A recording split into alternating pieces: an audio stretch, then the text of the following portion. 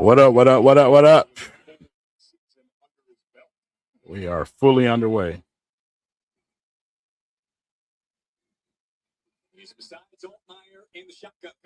Oh, nice out the backfield, Sailors. Okay. Keeping it simple. Keeping it simple. What up, what up, what up? What's going on, y'all?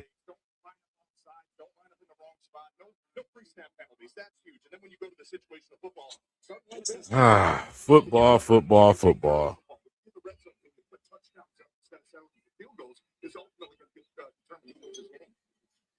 After the gain of 8 for a first down, Altmyer back under 7. He did it quite a bit in Illinois.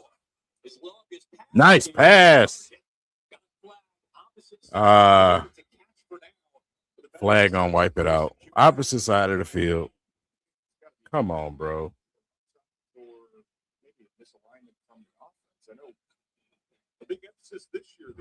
Big play wiped out for Wilson. Great catch, great play, Wilson. Like, come on, bro.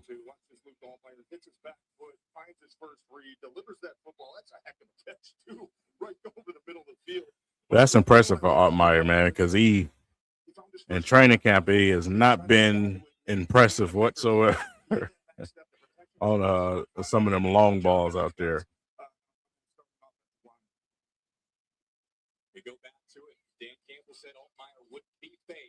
Ooh, pop up. No. Interception. I spoke it into existence. That's the receiver's fault, though. That's not Altmyer's fault, man. Good start from Altmyer. You got to catch that ball. Let's see who that was. It's Tesla. It hit Tesla in the face. He might have released it a little bit too early because it looked like Tesla was trying to locate it. That's unfortunate. That's unfortunate, man. That was a good drive that the Detroit Lions started with. That offense is looking good, though. I like it. A lot of, simple football right now. Obviously, it's a little bit more cliche because it's the preseason, but for what it was worth, just for our first vision of it, it's a pretty nice looking offense right now. I think this preseason game could actually be interesting and fun to watch. What's up to everybody that's in the stream early, man? I can't say enough how happy I am to actually watch football right now. I mean, the Hall of Fame game is the Hall of Fame game, but that ain't my team. So this is my team.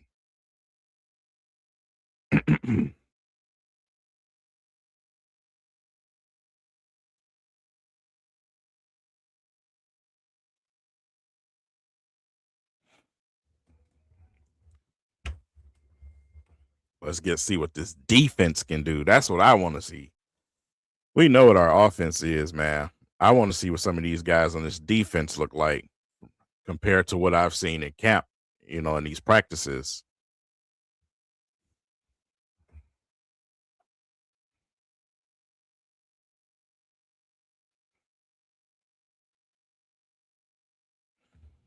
I mean, you can't really blame him, though, Owen. I mean, Tesla got to catch that ball, bro. You got to be ready for the football, and you got to get your hands on that ball. It can't hit you in the face and pop up.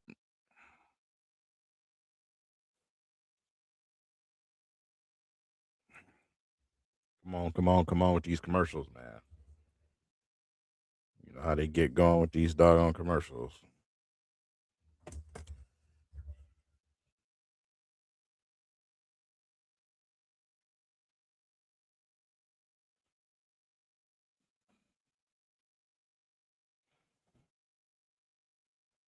Oh, no, Tesla had enough time to gather that football. That's on him. Looking at this replay. You got to be ready for that football coming out that break on them short patterns like that. That's just one he's got to make. Still bright things ahead for Tesla. And a breakout preseason last year. First time we see the Detroit defense now going against the starters for Cincinnati and Joe Burrow. Under center on the first play and a handoff to Chase Brown. Cincinnati emphasizing more play. Let's go, Devin White, immediately. They've been a good offense when healthy. How will they? So the Cincinnati Bengals are playing starters, by the way. So that's excellent for this defense to go up against. You know, the Lions are playing a little bit more safe, but the Bengals are getting their starters out there because they want to get their team into a rhythm. So great opportunity here to get some snaps for these guys against, like you said, Cincinnati starting offense. Part of one of the scariest receiver duos in the entire league, T. Higgins. Play action. Over the middle. Guess who? Jamar Chase to shy midfield. That's a good throw, good protection. Anytime you give Joe Burrow that much time, doesn't matter what coverage you got behind him. If he can stand in that pocket for a few seconds, he's going to find that guy, Jamar Chase, right over the middle of the field there. So got to find a way to get a little bit of pressure on Joe Burrow to make him, hopefully, try to get him to make a mistake. A reminder, most of the starters for the Lions are not playing tonight, but last year they were top 5 in the league in sacks. See if they can. I can't wait to Hassan and get out there. The first couple of drives. Hand it off again to Chase Brown. Devin White again. It's going to be so hard to run against the Lions, man. I'm keeping it 100. It's going to be really, really hard to run against the Lions.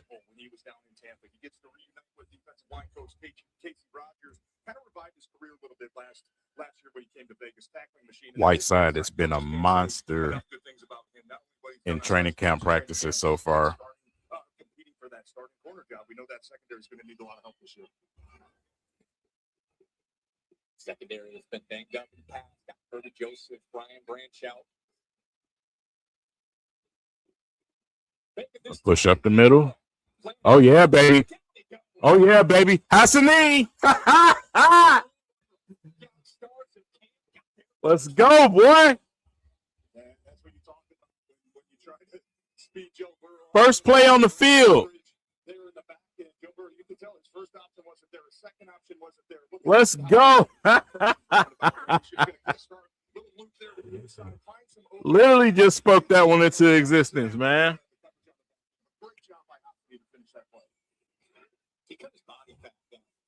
Go, big fella. Go and get another one. He's been playing great nuts. Check it down short. Samaje Perine, the veteran back. Now set up. 4th down, baby. Get off the field. Let's go, Hassanin, against the starters. Against the starters. Yeah, man, I wish Derrick Moore was playing, man. Way to go out there. Now 3-0. Way to get the stop. Keep them before that 50-yard line and hopefully set their offense up with some good field possession. I'm sure there's some great reactions either. Greg Dortch back to receive it. Experienced punt returner expected to take over that role for Khalif Raymond, who went to the Bears. What a start for Ahmed Hassanin in the preseason. Getting to Joe Burrow and the starters. An early sack. Let's go, boy. That's good to see, man. That is really good to see. You go out there on your first play and get a sack, bro. That's insane.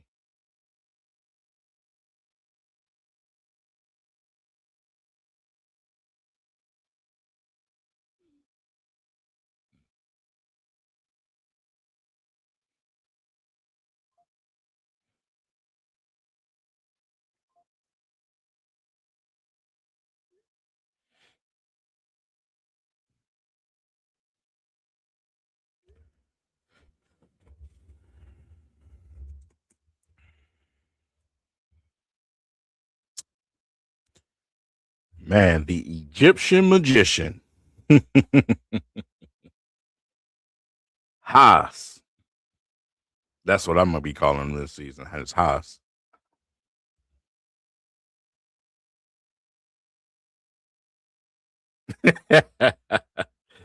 In my group chat talking. So that boy thankful. That's right. Ain't nothing wrong with it, man. Players like that coming from his type of background, they never imagine playing in the NFL. And for him to go out there and get a sack on his first play is absolutely amazing. That's amazing. Giving honor to God is definitely warranted. But every single play out there on the field, let alone your very first one, your very first real deal snap out there against the starters.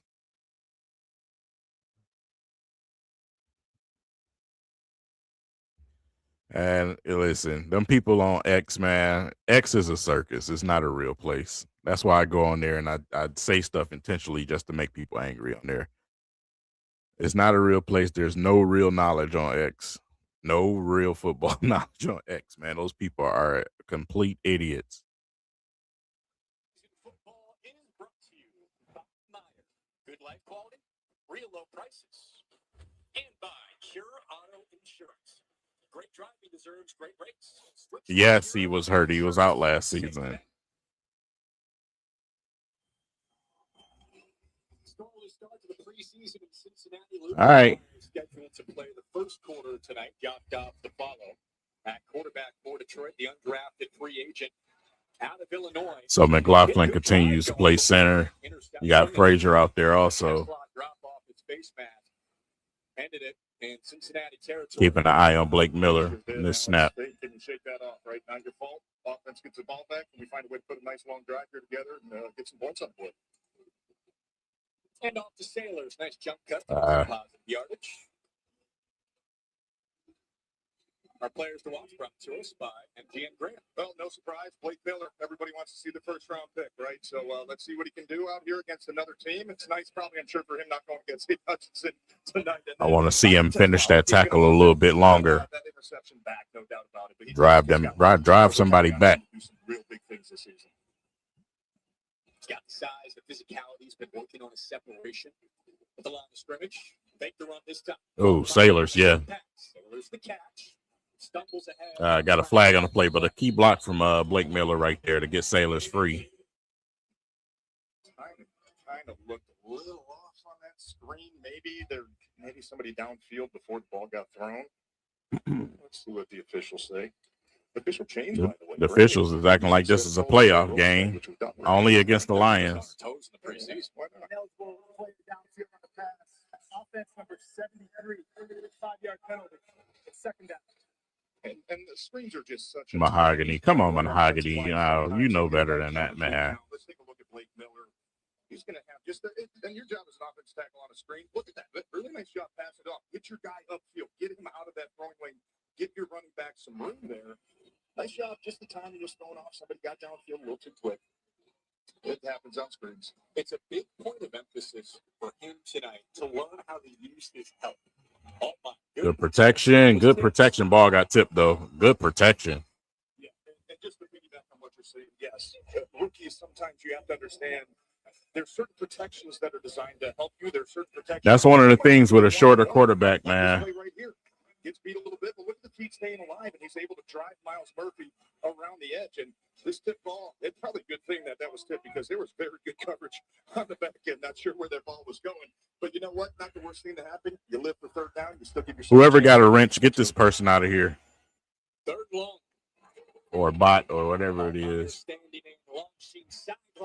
Yeah, that was way over the head. If you put it in his radius, he'll have a shot. It's looking like we're going to be featuring Tesla. A lot of targets coming his way.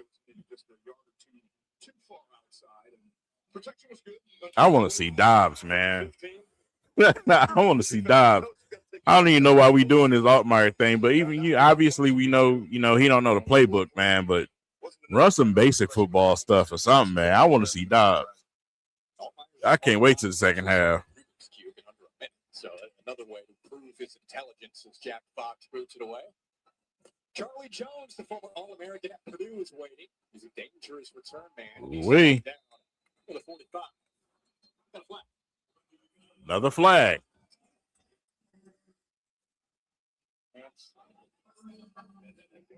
Yes, Tesla is number 3 right now. It's Amon-Ra, J-Mo, and Tesla. He is the number 3 guy now. It's a 10-yard penalty for where the kick was caught. It'll be first down. Time out on the field. I'll go on Josh Newton for the Bengals. Penalties drive coach is crazy. Scoreless so far, just about 7 minutes in for the first preseason game for the Lions. More. It's something people with COPD want. Dupixent makes more possible.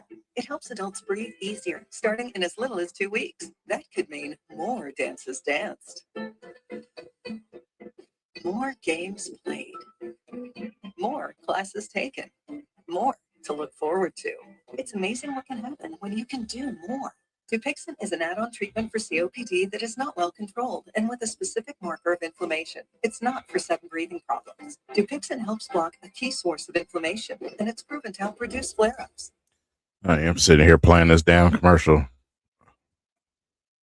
This damn dude out of here. All right, yeah, okay. Yo, what's good? Looking good so far. Looking solid, man. Looking consistent. Some good blocking out there. That was some great protection on that last pass attempt by everybody out there. And like I said, Cincinnati is playing starters. So it's not like we're talking second unit versus second unit. They're playing as starting guys out there.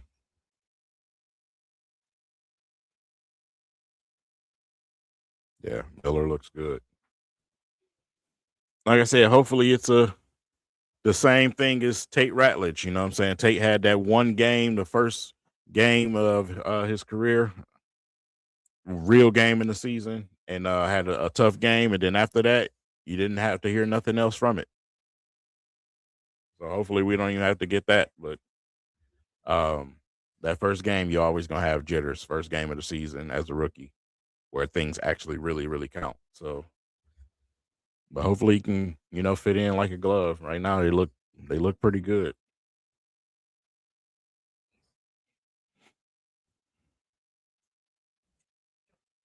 Man, it's so refreshing, bro.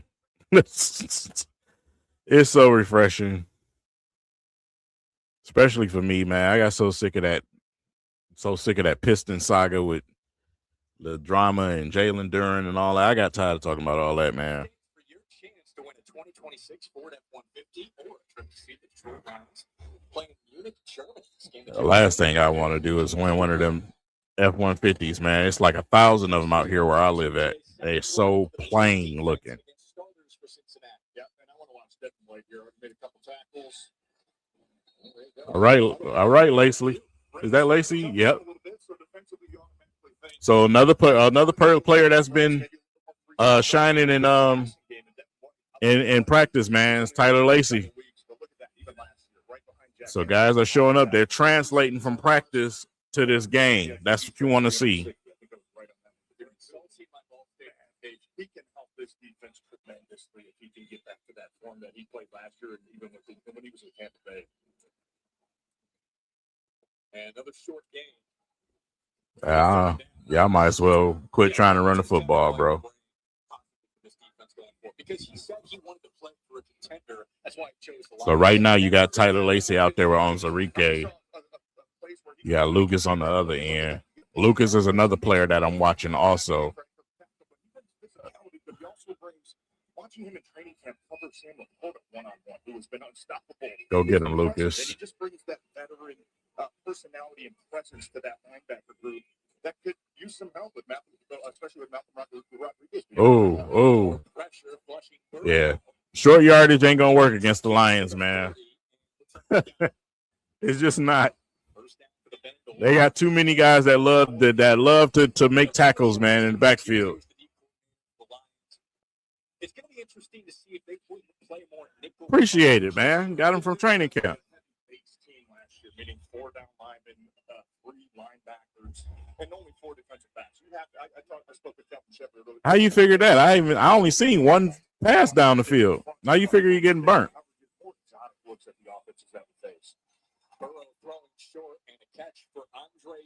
I mean, he slipped on that play, but I ain't see him get burnt. you're not obviously going to tip your hand and put all your cards on the table for teams to start scouting you. The preseason's more about let's get our guys in as many one-on-one situations. We want to see training camp for what it was worth. When I did make it out there, it was fun. It was fun. What's going on, Chris? Full year under my belt now, and I just want to throw as much at them as they can handle. He said that we've got a tremendous group of smart, high football IQs in that room. That the more we throw at them, the more they can handle, the more dangerous you're going to be out there. It feels like oh, nice misdirection right there on that run play. Pushing for this drive, the second for the starters, and Joe Burrow, Trevor Nowaski in on the tackle. Yeah.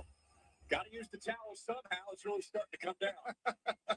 Yeah, one thing you got to understand though, especially like I said, he slipped on that one play. It's raining out there. It is raining out there.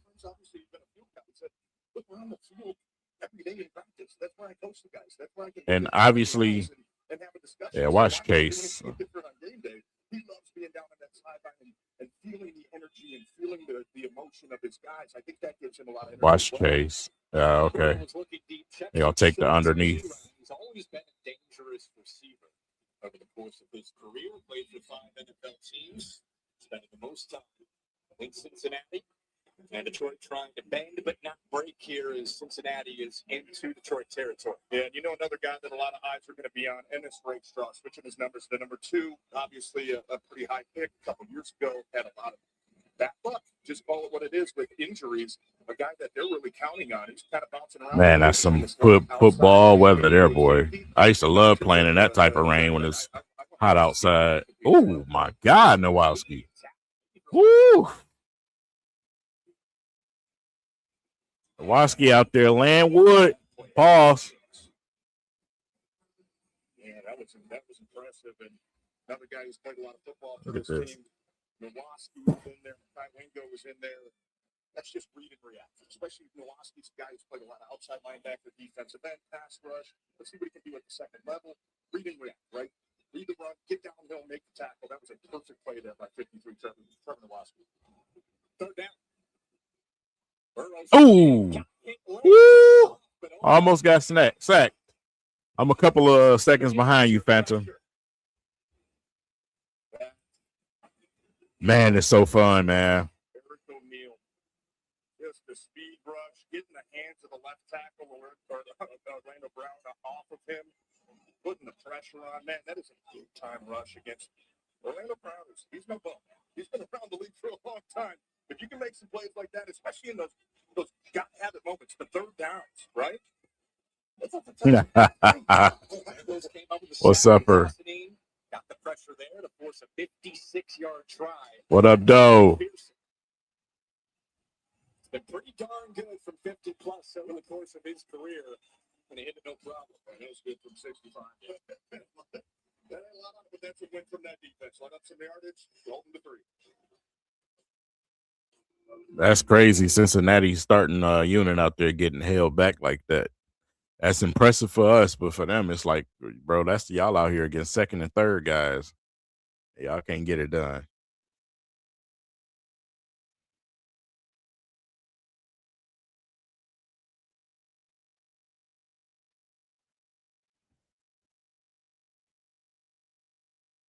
Yeah, man. They get some push. That was almost another sack there.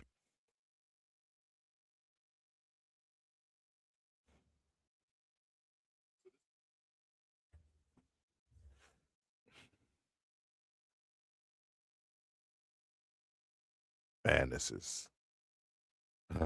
I want this game to take its time. Take your time. I'm so glad that I'm off of work tonight. And I'm glad the other games is on Saturdays, man.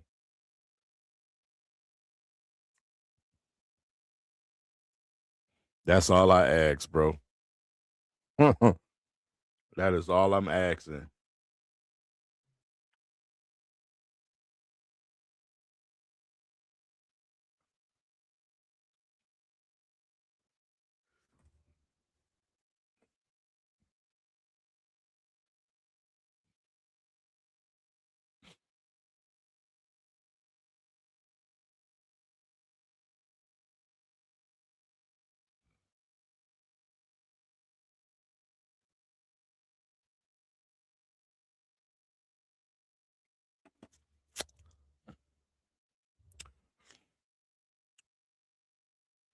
Appreciate the super chat, man. Man. Even if I had to work tonight, I wasn't working tonight, man. Tonight is. I've been waiting too long for football, man. What up, though, man? Yes, sir.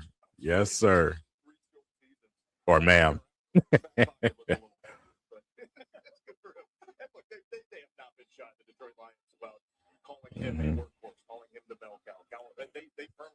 Bro, I'm so glad the Lions played discussing the Pistons during this.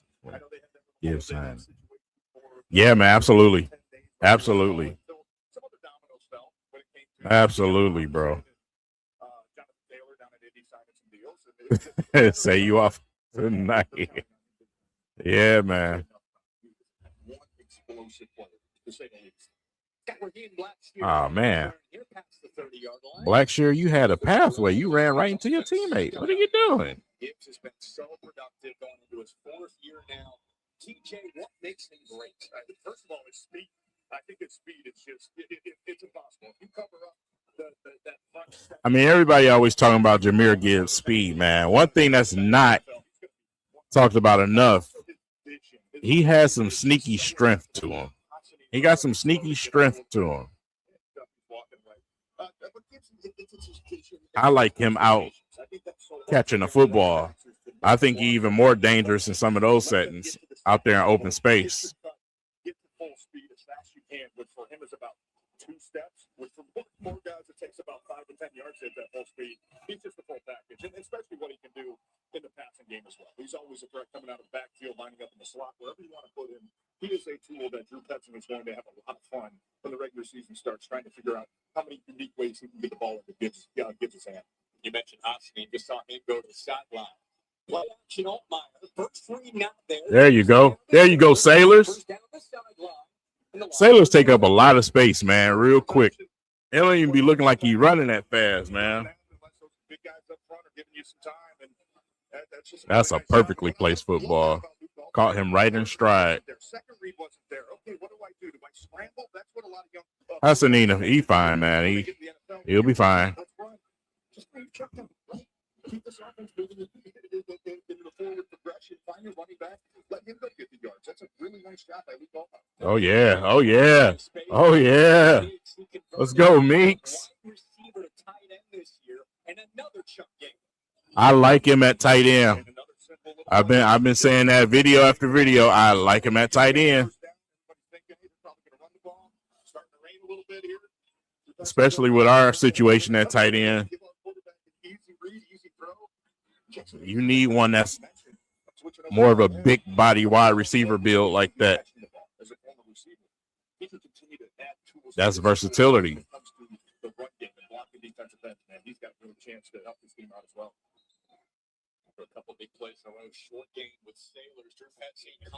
Now, like I said before, you know, Drew Petzing uses tight ends.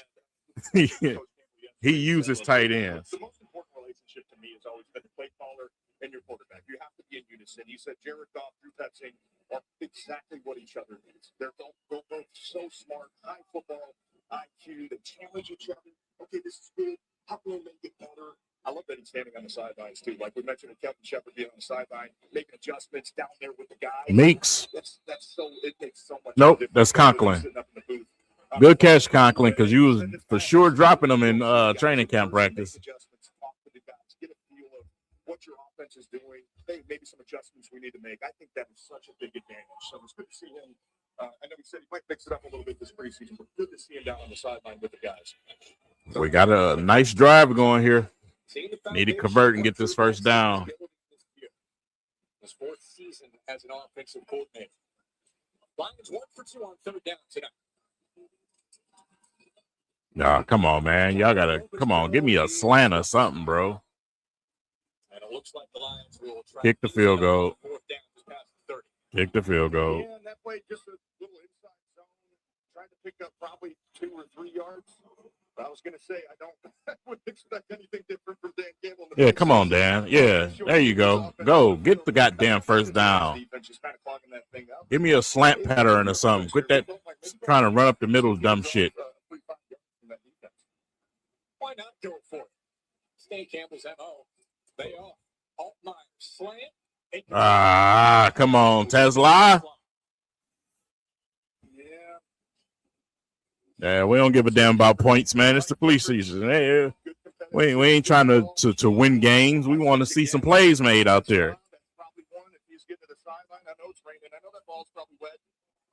Hits him right in the hands. Yeah, man. That one back and took a little shot. Ball hit them hands. You got to catch it. But that's I like that from Altmyer. He just hits that back foot. You trust your guy. Give him a chance to go make a play.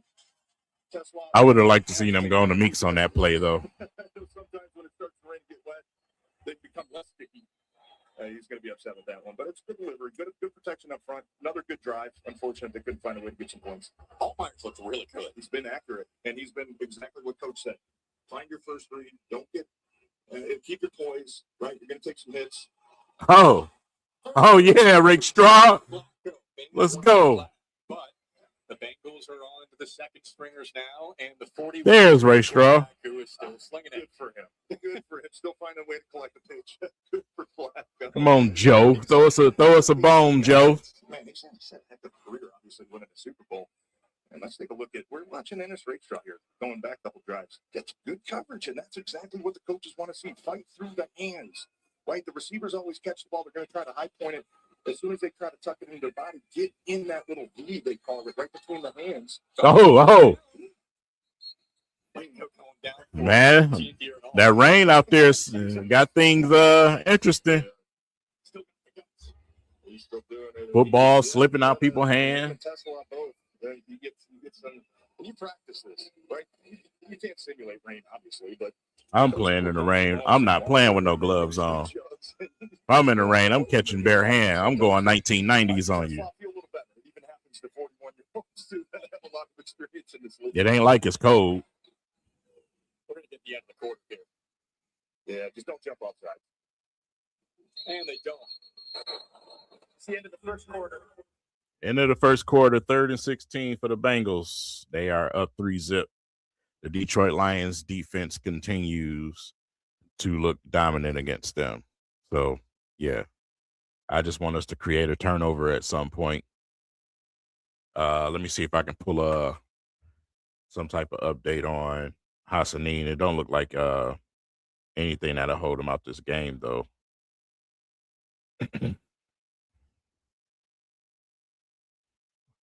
Also, a little bit of a breaking news.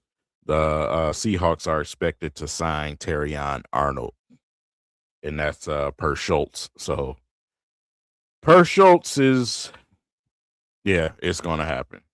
So Terrion Arnold get cut from the Lions and now is most likely about to be a Seahawk.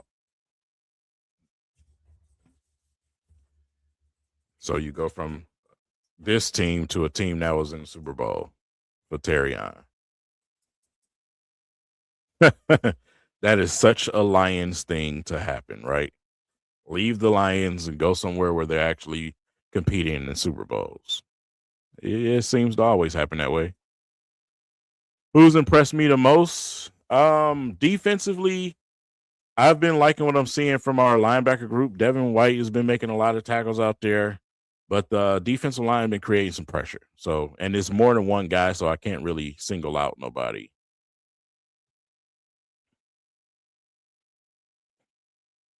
Offensively, Blake Miller has been solid. He's been solid. Sailors has been looking nice, but I like Jackson Meeks at tight end.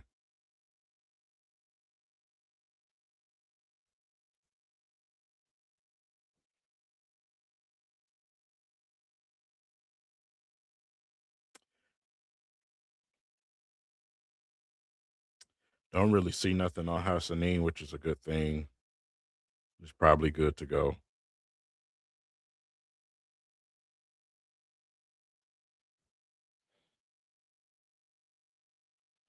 course, they had to drop the news for Terrion Arnold during the Lions preseason game. second-round pick out of Mizzou a couple of years ago. He's made a couple of nice plays so far tonight. I can't wait to see Jabari Smalls, too. I can't wait to see Jabari Small get his shot at running back tonight. Nothing you can do about it now. Stay healthy. It's easier said than done, but go out there and compete and prove to your coaches, prove to your teammates, prove to the evaluators that, you're the guy that they drafted in the second round a couple years ago. Joe Flacco, third and long. Bengals are going to pick it up. Colby Young, rookie fourth rounder out of Georgia, and the Bengals are moving now. Gain of 20. And just unfortunate disappointment, especially. Oh, you out tonight? Come on, bro. Defensive line, they started to get up a little bit of late pressure, but the coverage was just a little bit too far off to get Joe Flacco. Devin White ran right into Rakestraw. He's still out there on the field, though, so that's a good sign.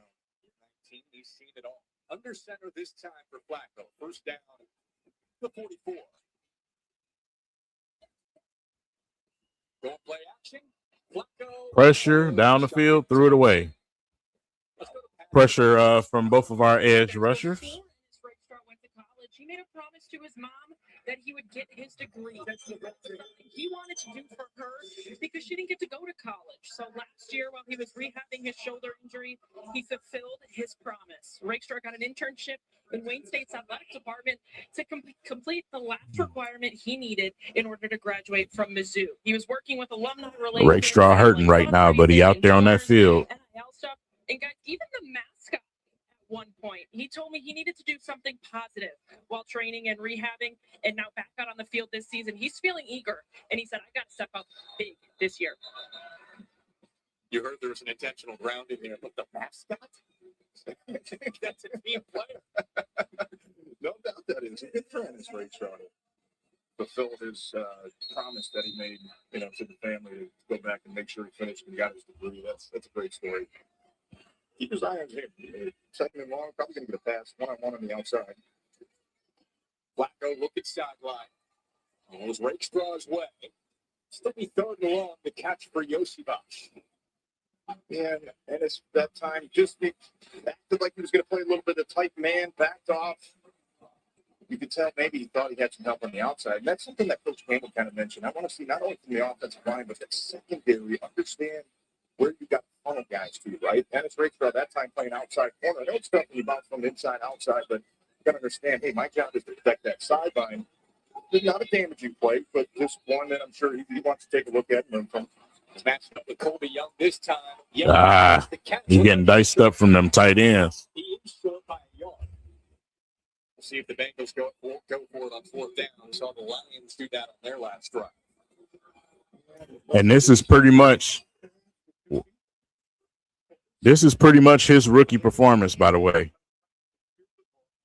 This is his rookie performance. Rakestraw has not played. This is his rookie season to me still. Go for it. Handoff. Taj Brooks. Pushing ahead for the first down. Officially, yes, a first for Cincinnati.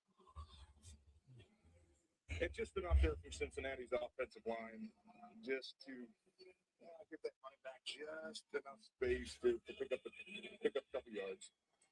And it's Rakestraw. I mean, you're going to learn from those last two plays, that second down, that third down, pretty similar routes. I think maybe if you're thinking, hey, don't flip the pitch so fast. Maybe stay a little bit more square to that wide receiver. You put yourself in better position to start guarding those out routes. Right back to Brooks. They trying to grind a little bit. Another tackle from Devin White. To view the full schedule and book your seats at Ford Field, visit DetroitLions.com/tickets. How about the Lions faithful making it down to Paycor? Even in preseason games, still a lot of blue out there.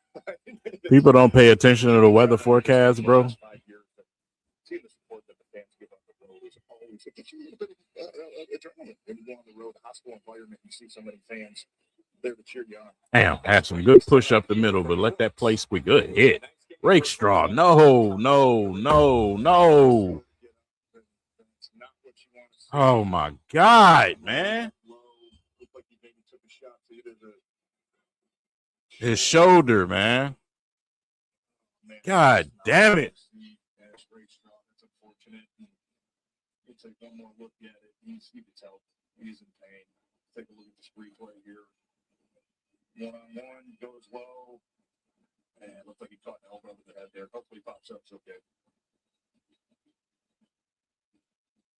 Caesars is your anytime, anywhere. This man can't move without getting hurt. The tailgate.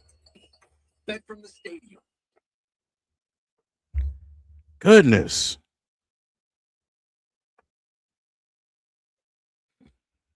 Better approach with your tackles, man. Just wrap people up, bro. Don't go for the shoulder joint. Wrap people up, bro. Goodness.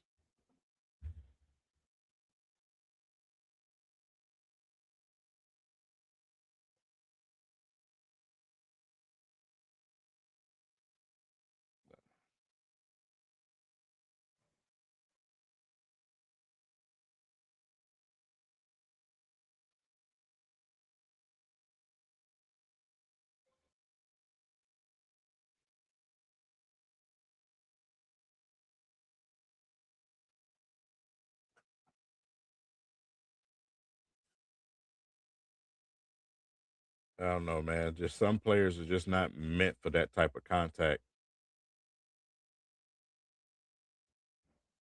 And he's starting to look like one of them. Well, he's been looking like one of them players, but it's looking like it just might be a done deal. If this anything serious that's gonna keep him out, it's over.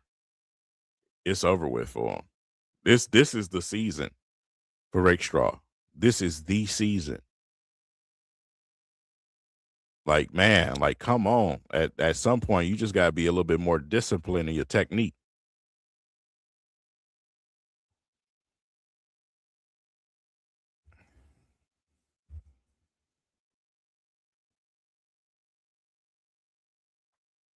Running your shoulder into a guy's thigh is just not a great option, man. You're not built like that. Those guys are bigger than you. They're heavier than you. Wrap up his legs.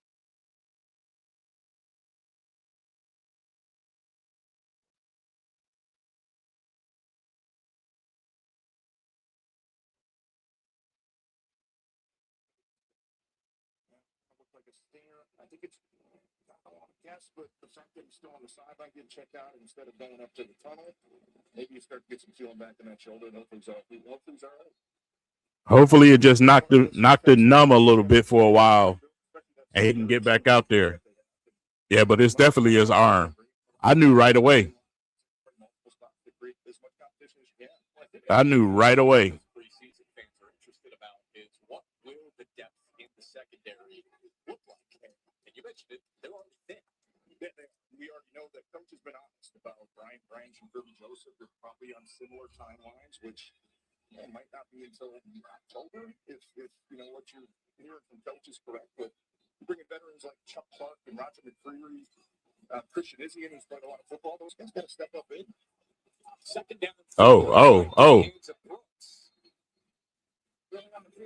Incomplete. And so third short. To chase it down. Third year man out of Notre Dame. Yeah, Thomas Harper, as you mentioned, a guy who had to step up a lot last year, especially with Kirby Joseph and Brian Branch going down, had to play a lot of snaps for this defense and showed a lot of really good things. Really started to bring the trust of the coaches to go out there, be in the right spot, communicate, play that kind of center field position, right? Trust your teammates, go out there, make plays, and Thomas Harper's a guy, especially we just talked about Branch and Kirby being out for a little bit. Oh, get that. Oh, fumble. Preseason football at its finest. Lions have got it. We're still going. Abney. Let's go, Abney. Let's go, Rook.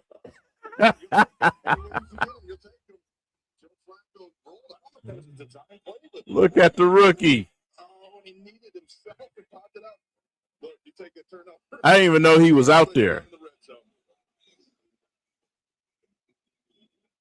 All right, Keith. Abney with the fumble recovery.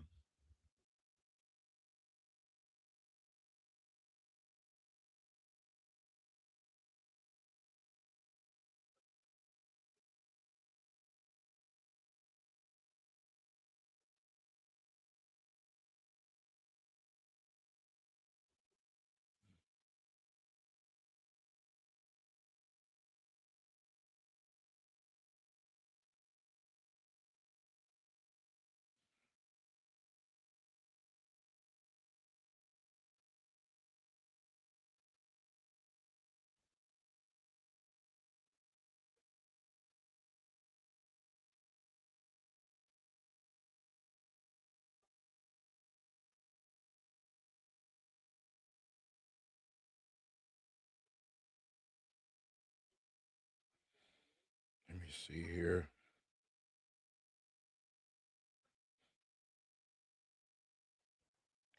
Trying to see if one of the beat writers got anything for us for not only Hassanin, but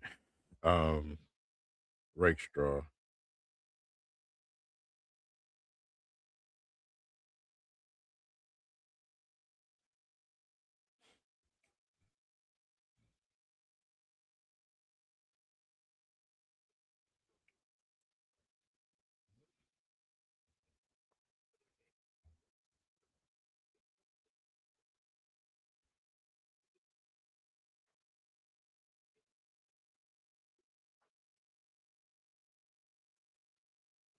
Nothing yet, man.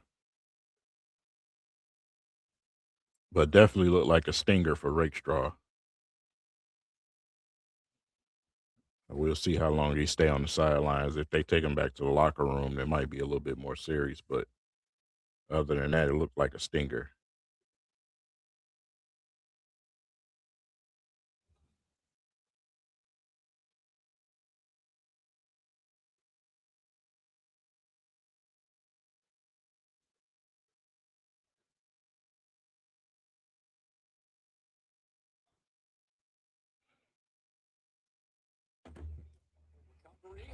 It's still Luke Altmyer out there on the second play. Jacob Sailor's the back. Altmyer. Oh, don't back paddle, Altmyer. That's before the pressure got home. Got a flag, probably holding. Yeah, probably in the area of holding. Anytime you get a flag on that type of play, it's holding. Yep. Yeah. Miles Frazier over there gets beat to the inside, just lunged a little bit.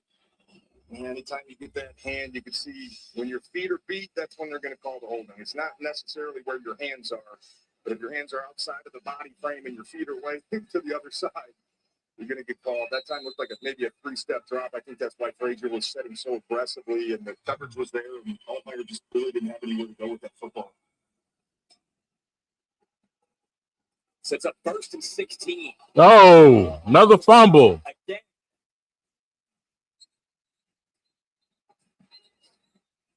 And several fumbles here in the first half. With light rain continuing. Up, Bengals got it. The Bengals have it. Yeah, and that's. It's like we don't know how to play in the rain on both teams. It's like we don't know how to secure the football in the rain, bro. That's on Altmyer. Man, that's just such a part of the field to turn it over, especially after you just had a takeaway to keep points off the board from that Cincinnati offense. Just got to. We're gonna keep running the football. Put Dobbs on the field, bro. Is this? You got a little mist here. It's not. I mean, you're going to play games that are going to be a whole lot worse than this, and it's going to be a discussion over there with the coaches and the quarterback, I'm sure. Cincinnati's already run 8 more plays than Detroit. Handed off Brooks, and Eakes just inside the 5. Got the fumble recovery from the SEC defensive player. Hassanin on that play. Cassius Howell, and Cincinnati's knocking on the door. Hold up to a field goal here. Major win. Yeah, huge win. Yeah, huge win. And that's the one thing that Kelton Shepard, I'm sure, is it really wants to see from this defense right now. Right? You're sitting just inside the 5-yard line. Probably going to get another run, trying to get close to that goal line, but you're going to get one-on-one coverage on the outside. That's what always happens, especially when you get down here. And if this defense can come up with another huge stop, that's got to be a huge boost for Kelton Shepard and those guys sitting over there. 2nd and goal from the 4. Flacco throwing wide. And it's tight end. Touchdown. It's the rookie out of Texas, Jack Henrys. And the Bengals expanded to a 2-score lead. Yeah, and I was wrong. I called for a run play, little play action. Sneak the tight end out on the backside. Everybody's eyes got stuck in the backfield, expecting a run play. Savvy Joe Flacco says, go a little play action here, dump it out to the flat by my tight end, get it home. Man, that's just a bummer. Defense has been playing really good. Not their fault that you had a bad exchange there. with Altmyer and Sailors. But like I said, normally when you turn it over inside your own 20, 15-yard line, it's generally doesn't lead to good results. Yeah, 7 yards left to work with for Cincinnati, and now a 10-0 lead for the Bengals. All right, 10-zip lead for the Bengals. Got to be better with the football, Altmyer. 2 mistakes from him so far.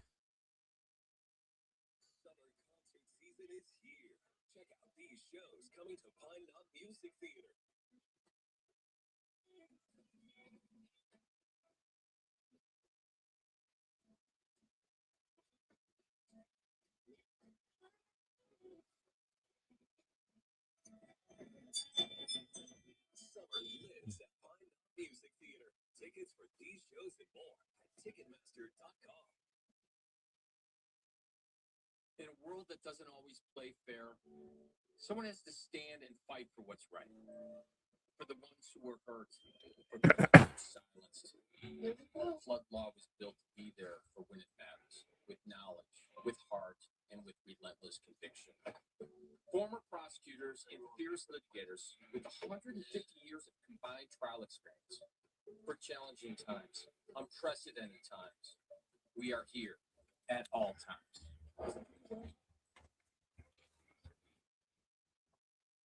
I don't know what's taking them so long for the updates on these 2 guys. I mean, obviously Hassanin is back out there, but I want to know what happened. Like, what was he getting checked out for? Just waiting on the update for Ennis Rakestraw right now. Like I said, hopefully it's nothing massive.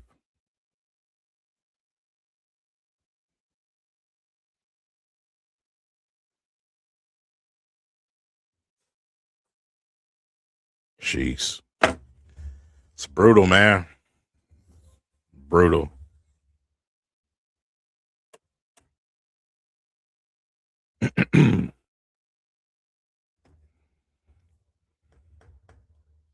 I don't know, y'all.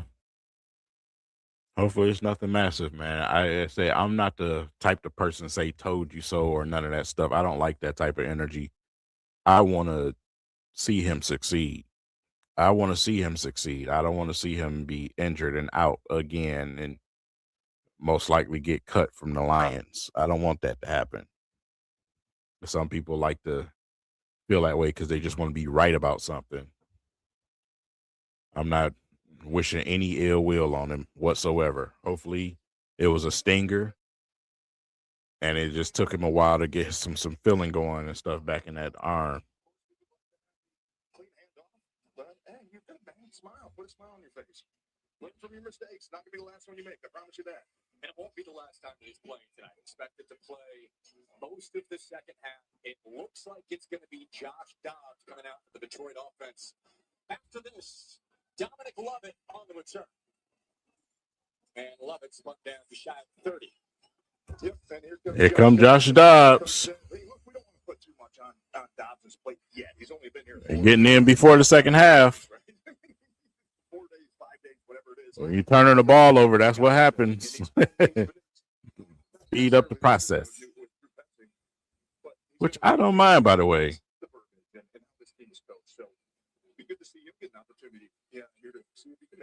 Obvious run play.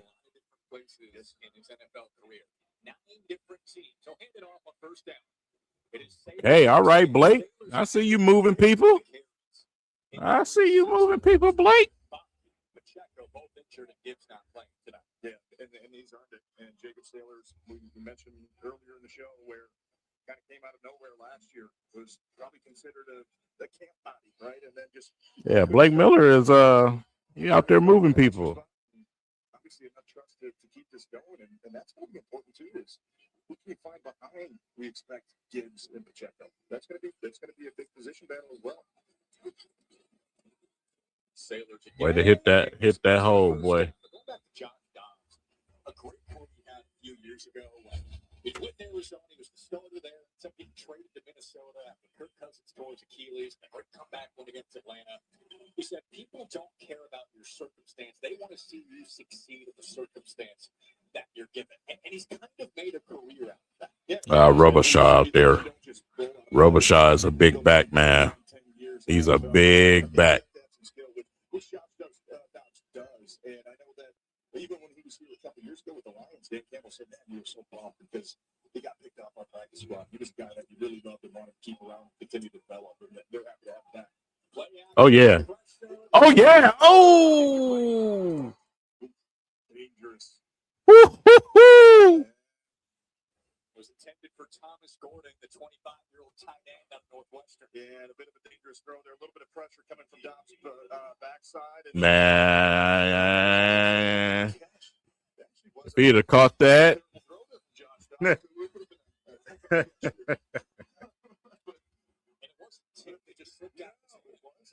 And it just couldn't find a way to complete it. I think that was Thomas Gordon, who's had himself a pretty nice camp as well. That would have been a heck of a catch. Oh, pressure. Good pass, Dobbs. Let's go, love it. And that's just savvy quarterback play, Josh Dobbs. He knows he's going to have a free rusher on the side. Move that ball. Move. Side left tackle has to come down and squeeze Larry Borum to take care of that pressure. And had a free rusher on the outside. Josh Dobbs, don't panic, right? Get the ball out of my hands. Understand where your outlet is going to be. That's just a savvy veteran play from a quarterback who's seen a lot in this league. Handed off Robichaux, one of the three available running backs for the Lions tonight.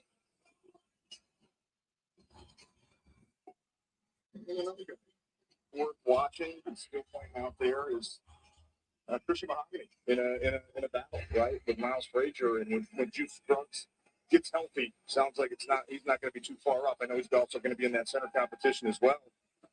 Come on with it.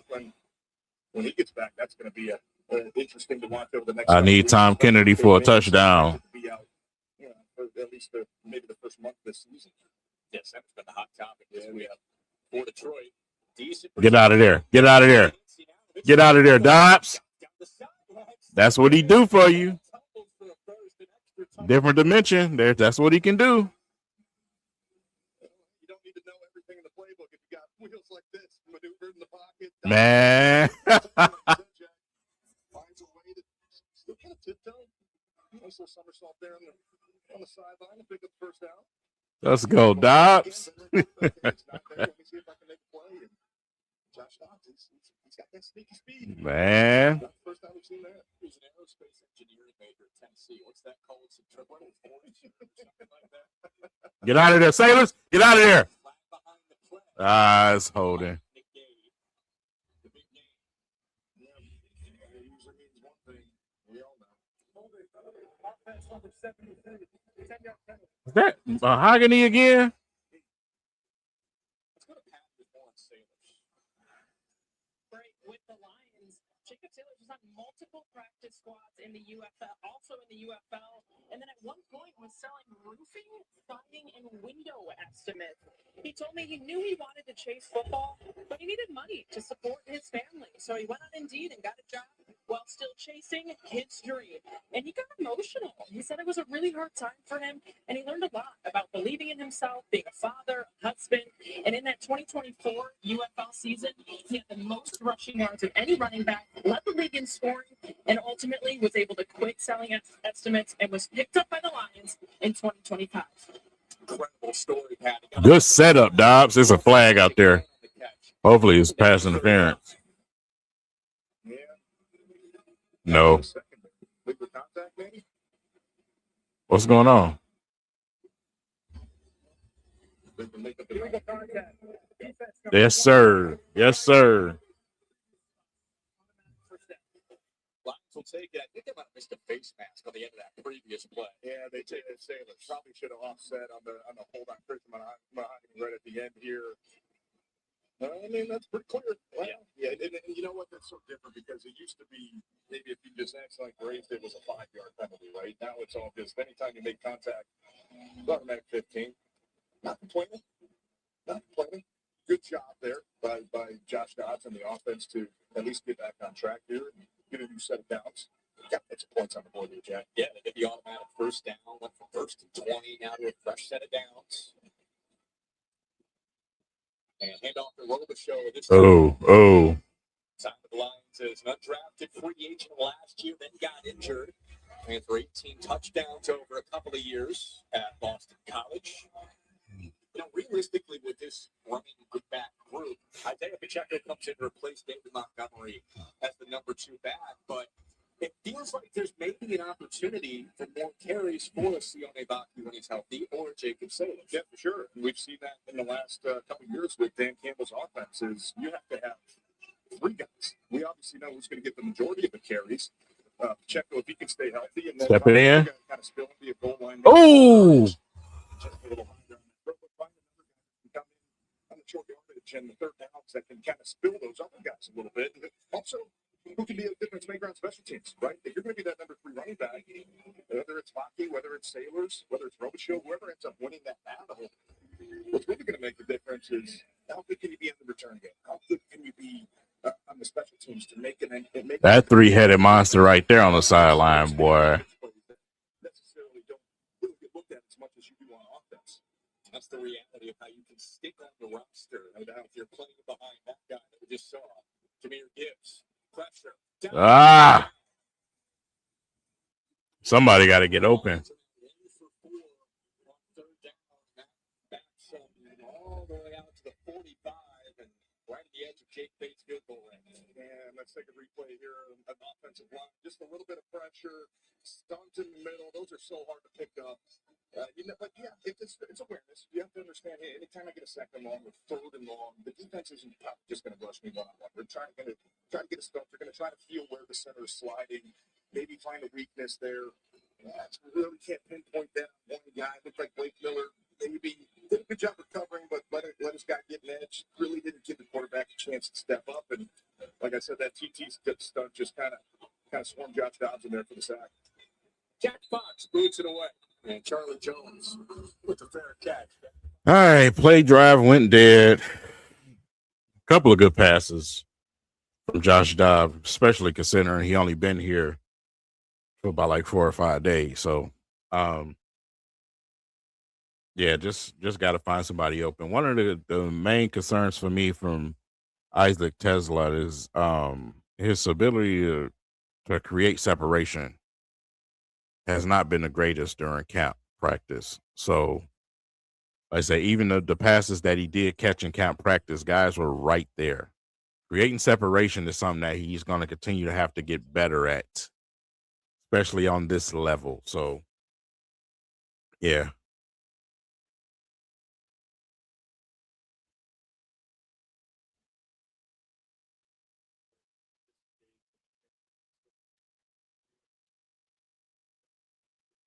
Let's see what this defense looked like on this drive. Penalties are frustrating, right? And coaches understand that. Hey, we can have the physical penalties, the competitive penalties. We can teach. We can deal with that. We can. Hey, put your hands in better place, right? I think the ones that really drive them nuts are the offsides, false starts, the illegal formations. But it's hard to get mad at a guy that's trying to compete. And a lot of TV network would like Way to get in there, Hunter. In Michigan, Northwest Ohio, around the world, on international TV. That's about time. Germany. Yeah, they're going to Germany. Dan Campbell looked pissed off, man.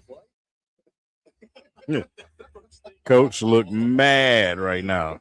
There's going to be some running and practice after this game. You tolerated it for so many years. Josh Johnson was in for the Bengals. He just flat out dropped it.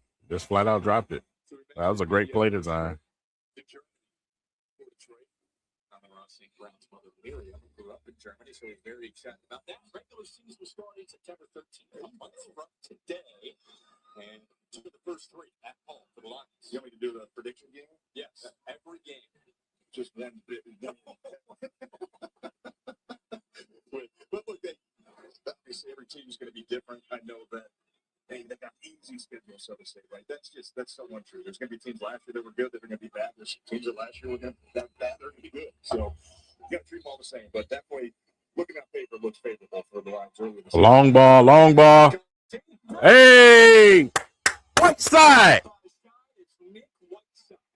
He's made so many plays in training. Man, Ironside, bro. Look at the sticky coverage. Make sure, you know what I love there? He didn't hold the Way to receiver. get it out of there, Ironside. Anytime you get your head down, like Whiteside just did, give yourself a chance to make a Ha play. ha. Times where you see defensive backs where the ball's underthrown, they just run into the receiver. Play after play, man, in training camp. Play after play. Oh. Oh. Oh. Love it on the return, but across the 35. Whiteside a dog, bro. Whiteside is a dog. He's a dog, man. He's a dog. Nick Whiteside all preseason, all training camp. Doesn't matter who he's going against. Almyer Brown. Some great coverages against Jameson Williams, right? Be it having a knack for the football, finding the football. Sometimes, you know what? Even a pass deflection like that, who cares that you didn't get the interception? It's third down, you get off the field, give your offense the ball back, get a chance to get down there and score some points and start to close this game up a little bit. Dan Campbell loves to see that. We'll see if the Lions can capitalize on offense. No. Dobbs back out there for his second try. Play action Sailors. He has 1,000,000 touches tonight. He's brought down to 40. Another position battle to keep our eye on, brought to us by Frankenmuth Insurance. Left guard. Yeah, it's going to be important. Obviously, we know that the center battle is going to happen here once two scrubs get healthy. But Chris Mahogany, right there, he's playing a lot tonight. And he's in his third year. Started a lot of games for them last year. Miles Frazier, the same. But had to come in for some spot duty as well last year. I look at it as Christian Mahogany should be that guy if he can continue to take that step. But anytime you have healthy competition at any spot in the roster, Ooh, he sniffed that out. Everybody's level of play up a little bit. So great play from the linebacker. It's going to take another couple of weeks, and obviously a couple games. Right now it's just Ennis Rakestraw. It's going to be fun to watch. Lot to sort out starting tonight. That was the 9th touch for Sailors. We're at the 2-minute warning. Bengals up 10-7. Let's be honest. Oh man, 2-minute warner. I need the Lions to score, man. I really don't care about who win or lose, but at least score a touchdown. So reward Sailors for all of his hard work in this game, because our receiving unit ain't did nothing. They look terrible. Nobody's getting open. Nobody's creating no separation, bro. The only one that's out there catching footballs is our tight end. That's Meeks and Conklin. Drew play calling is fine right now, but like I said, we won't see the real deal. But even with the vanilla play calls, he's calling some pretty good plays, man. It's just guys got to execute out there.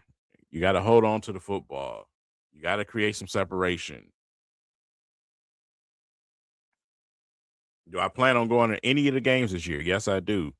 I'll be doing single games when I can afford them. So them tickets is not cheap, man. You got to wait for people to, want to give up their tickets and see what you can find out there. Otherwise, you're paying a whole lot of money, which is something that I'm not in the business of doing.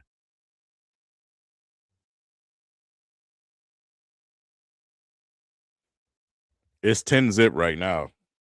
It's 2-minute warning. Commercial break.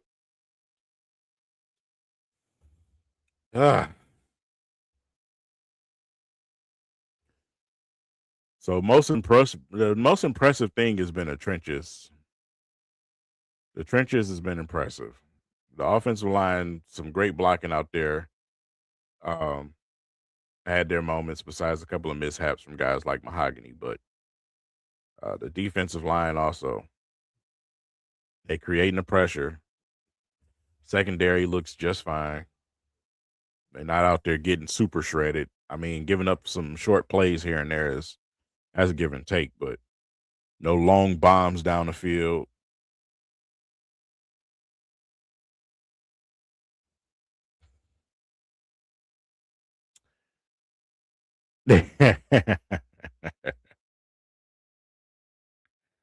Yep.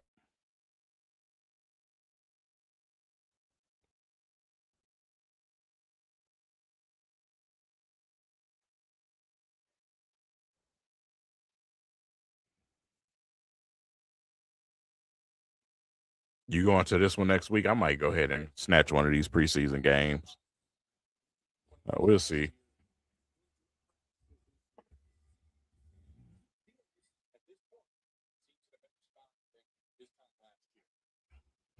It's a rough snap.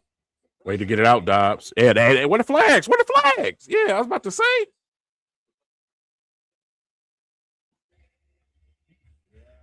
Dobbs got that ball out quick, man. That was some good pressure.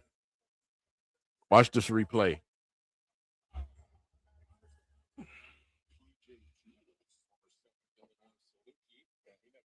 Yeah, he was right there on him. Got that ball out.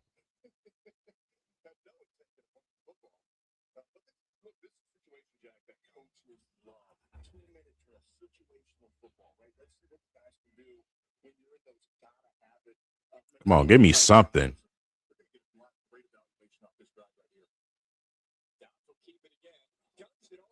Oh, catch the ball. Why can't we catch the ball?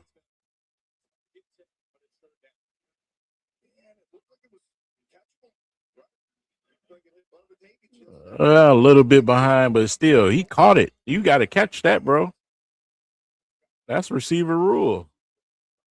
You got to catch the football, man.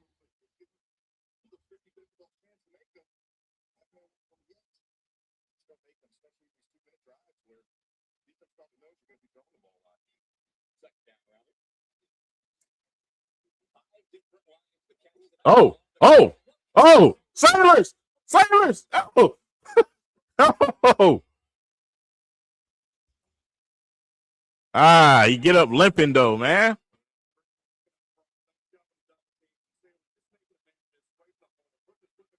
Yeah, probably a tweaked ankle.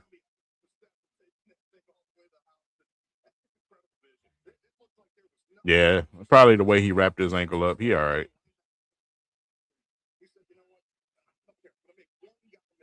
Let's go, Robichaud. Pound, pound, pound.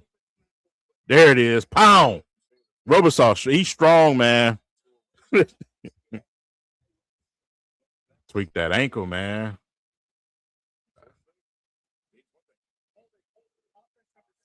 Come on with the holding, man. Frazier and Mahogany is killing us, bro. Rook ain't even having that many issues, bro. He not even getting penalties. It's like, come on, dog.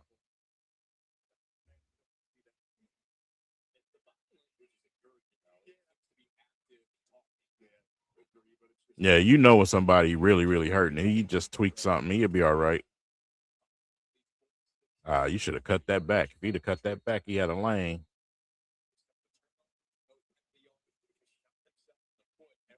Man, I wish Jabari Smalls was playing, man.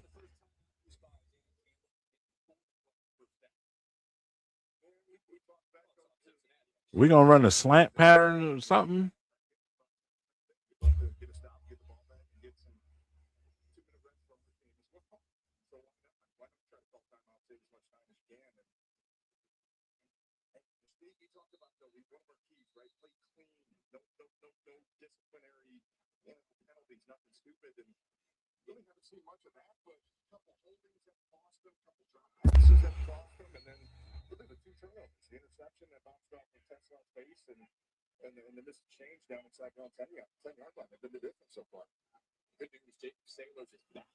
Yeah, I knew as soon as he got up and the way he got up, he was just tweak something for a second.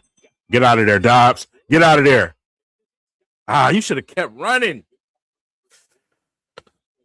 I get it. It is 2-19, but still, you had a nice little lane to get loose.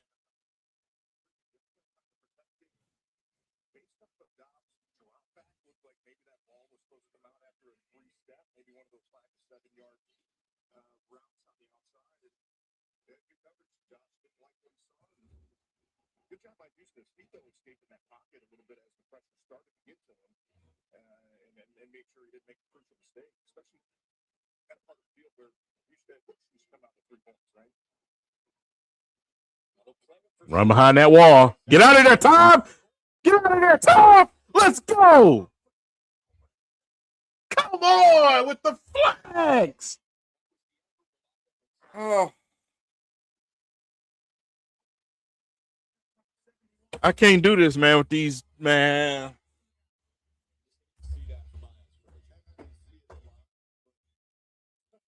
Frazier, what the hell are you doing, bro?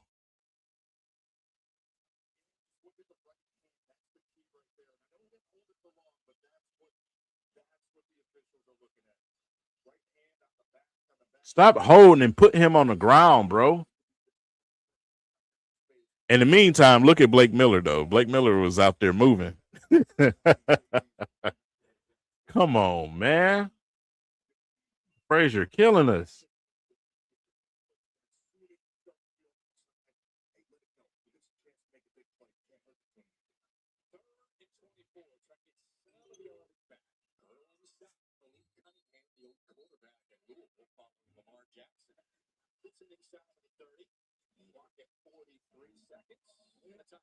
Cincinnati took another timeout. But yeah, that's what we talked about. You know, we mentioned at the top of the show, Jack, clean football, right? I think that's been the story so far, and I think that's going to be Dan Campbell's message. Dan Campbell about to cuss them the fuck out in that locker room. You hear me? And he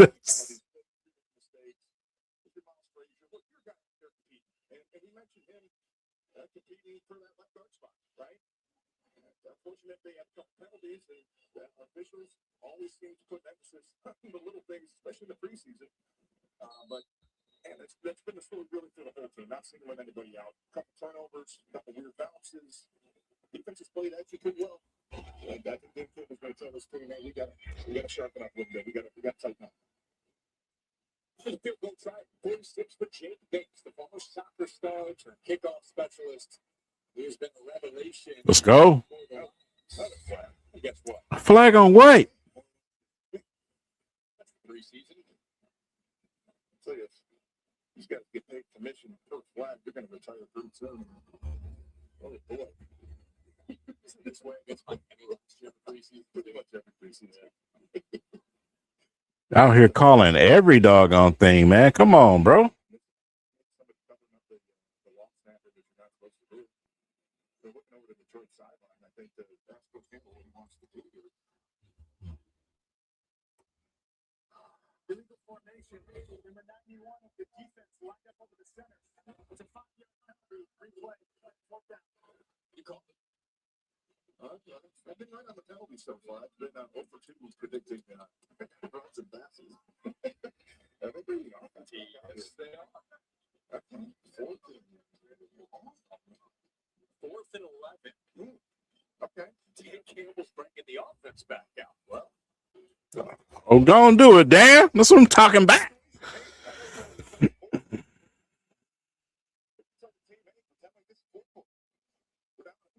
got to go make a play, right? You're going to find situations like that. So I don't mind Dan Campbell putting the pressure.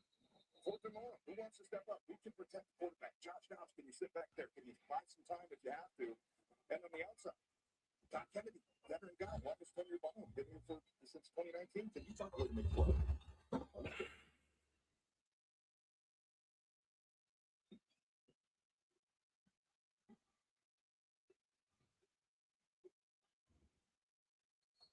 They're not snapping the pen. It's worth a try. Detroit, they're first in the half. 30 seconds in. It's worth a try. with the amount of penalties we've seen today, Jack, it's worth a try. Gives Jake Bates the chance to kick another day. Go for it. Man, watching him at practice the last couple weeks, dude, he hit a couple 55-yarders that looked like they would have been good from 75. I don't want to jinx him. This isn't too long. He hit from 64 to Kansas. This is a meaningful 41. Ain't got no wind blowing out there. Should be easy money.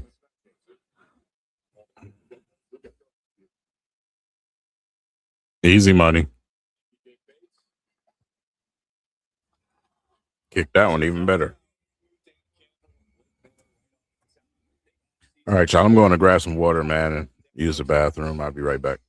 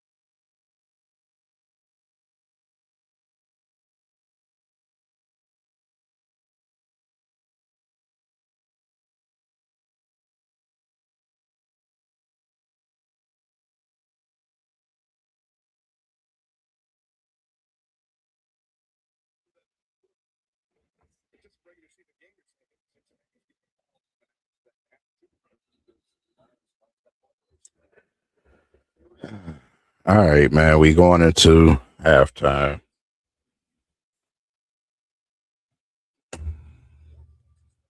It's 23 on the clock. Y'all come on so we can get to the locker room, bro. What are we doing, bro?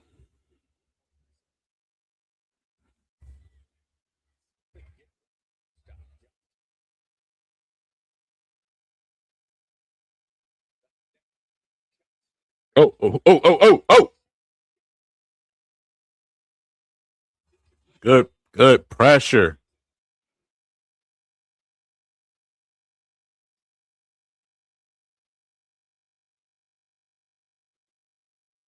Yes, sir. Gil Howard. Woo! Dancing Bear. Gil Howard. Right there. Wingo Gil Howard out there causing problems, man. And Wingo is hurt. My goodness.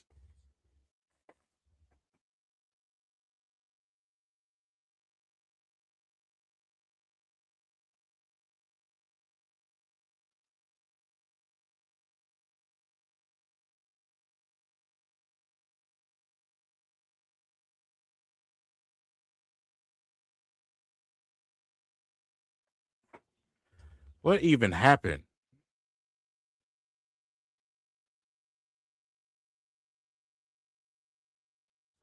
What even happened?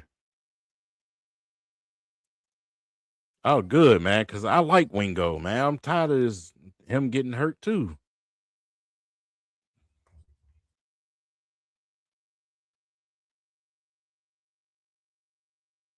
I mean, he got hit in the head or something, like walking fine.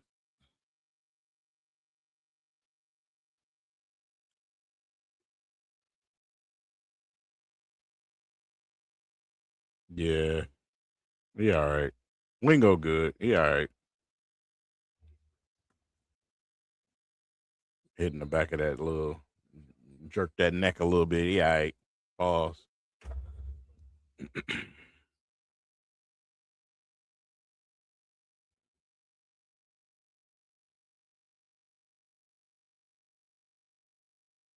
Go get me something. Go get me something. Pick it off. Ah, Harper almost had it. I like Hart, man.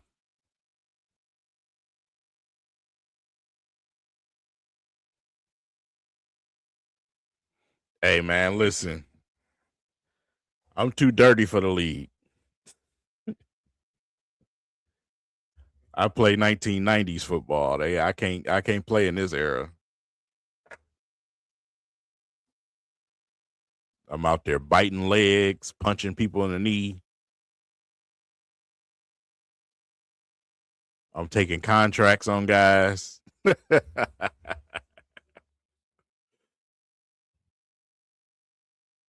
Oh, Gil Howard? Is that Gil Howard again? Yes, sir. Gil Howard, man. I be trying to tell y'all. Let's go, Gil Howard.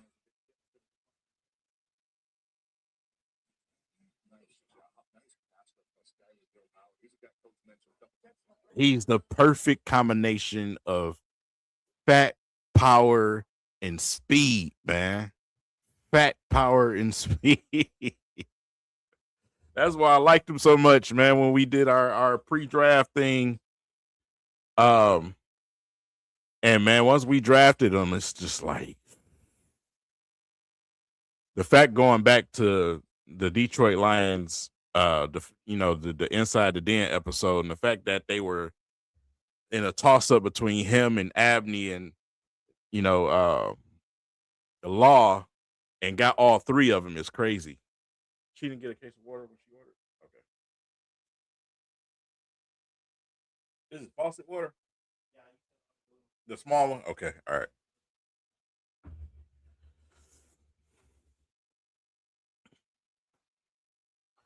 Sailor's gonna get player of the game for me. Sailor's gonna get player of the game for me, bro. Right until you need them because you have 7 seconds left there and you're out of timeouts. Cincinnati's just going to defend the sideline. They're not going to let you catch the ball, get out of bounds. You're probably looking at a 60-yard field goal attempt. That time, the whole play was open. Hey, we got 7 seconds. Get the ball, get a couple yards, get down. Kick that mud from kick it to Africa, Bates. 52. Bates was 4 for 9 from 50 plus last year. Career NFL long. No win. It is 0 win out there. No win, Gus.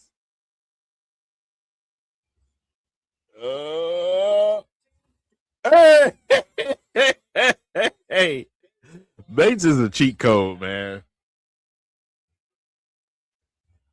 4-point game going into the half. Talking about maximizing what you can get out there from Dan. Gee whiz. He still look pissed, though. Finding a way to stay in this game. What have you seen from that side of the ball? Well, look, defense is playing good football right now. Mhm. They've had to kind of share the load. We're moving the ball, but it's the penalties, man. We had a couple of MAs here and there. We got a couple of drops, and so it's all self-induced. Those are the things we talked about coming in the game. We can't have those. We got to clean it up. So we will get it cleaned up. Yeah, your defense has looked phenomenal. Even a couple of looks against Cincinnati starters. What did they prove to you in that first half? Well, I mean, I just think they did a good job against them. And they got some firepower over there. I thought we handled some things well. I thought they played to their technique and made them earn it over there on offense. Appreciate it. Thanks, Coach. Coach is right, man. All right, so 4-point game, halftime. Standout players, obviously, Sailors, just the defense in general. Blake Miller, very, very solid, man, against that first unit out there. Bates is in mid-season form already. Great play from our rookies, Abney, Blake Miller, Devin White, great tackling out there. Hassanin going out there and getting after it his first play, get him a sack. So many names to call out. And to the recent plays here from Gil Howard being a problem up the middle. So, yeah, man. Whiteside with the pass breakup. Just great, man. Great play. Great play from these guys out there on the defensive side of the ball. I'm just glad to see most of these guys walk off and then be able to get back into the game. The only question remains is Rakestraw, who I'm getting ready to check on right now. He's the only one that didn't return so far. But everybody else from Sailors to Hassanin, those guys, they're fine. So that helps everything. But Ironsides is trying to prove that he's the best defender the Lions have, period, when it comes to the cornerback room. So I say he is not slowing down whatsoever. Any updates? It is halftime, so I do expect something to come out before we get into that second half as far as Ennis Rakestraw. But yeah, it'll be nice to get some good news out of it, because one thing that, we do here in Detroit as a Lions fan base, man, we take things and, we feed off the badness. We feed off the negative energy. And that's what you see on places like Twitter right now.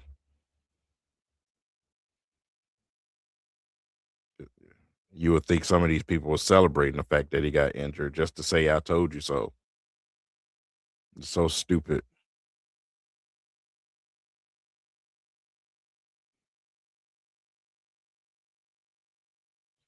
Yeah, but no updates really on him right now. Let me check one more spot from Tim 20, man.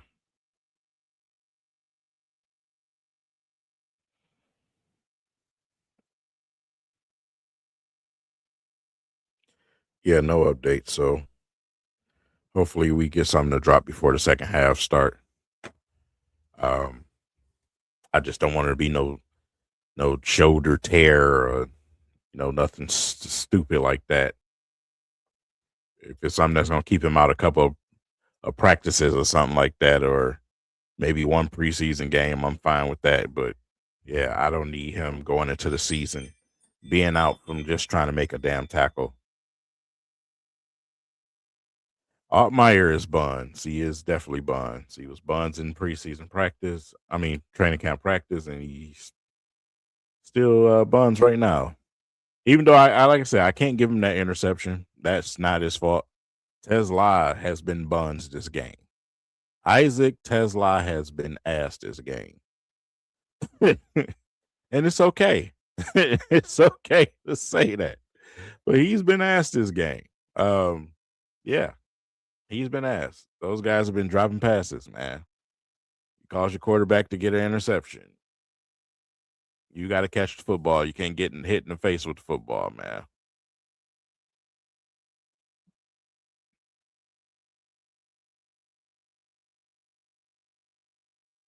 I mean, it's not really an indictment on Brad Holmes. To me, that actually makes zero sense. When you draft a guy, it's a crapshoot in general.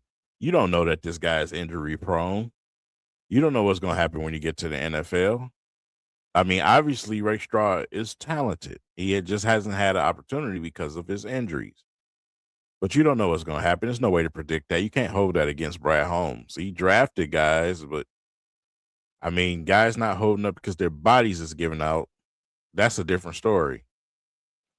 Now, if you draft a guy and he's just flat out bad, then that's what you can put against your general manager. But this is the NFL. People get hurt all the time.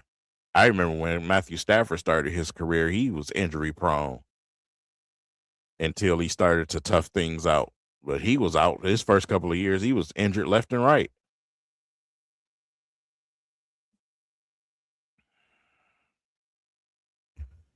The most overrated quarterback ever. I seen the top 10 list from the NFL analysts from Bleacher Report, which is a clown show in itself.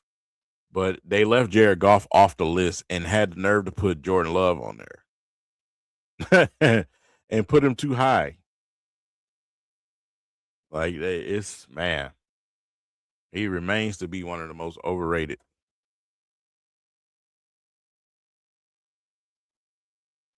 Yo, Damo, what's going on, bro? Like what I saw from Justin Hobbs. Hassaneem Miller, unfortunately, breaks. Yeah, man, but tired draft class. Yeah. Not starting to. It does look like it is crap.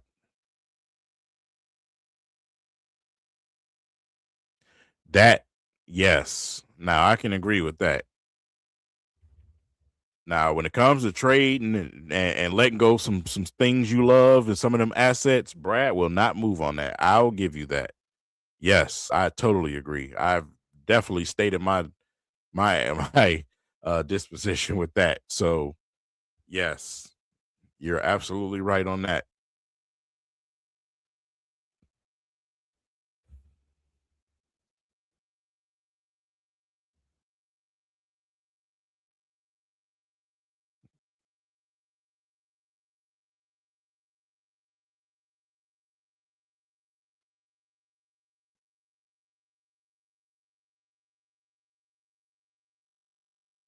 I mean, making the playoffs is, I mean, come on. Everybody know why the Lions didn't make the playoffs last year. It was because of attrition. That has nothing to do with how Jared Goff played last season. Jared Goff was an all-world quarterback last season, and there's no way that you're supposed to leave him off that top 10 list.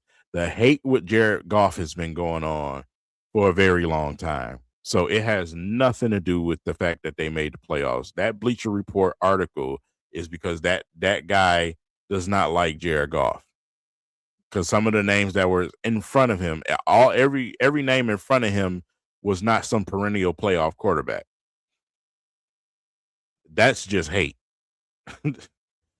Yes, Lord, we had that chance, man. That's who I scouted, and that's who I said the Lions should get, and boy, did we pass him right on up. I had a fellow content creator tell me I was a homer because he was in the Big Ten, and I didn't know what I was talking about when it came to Cooper DeJean. The trenches are looking really good.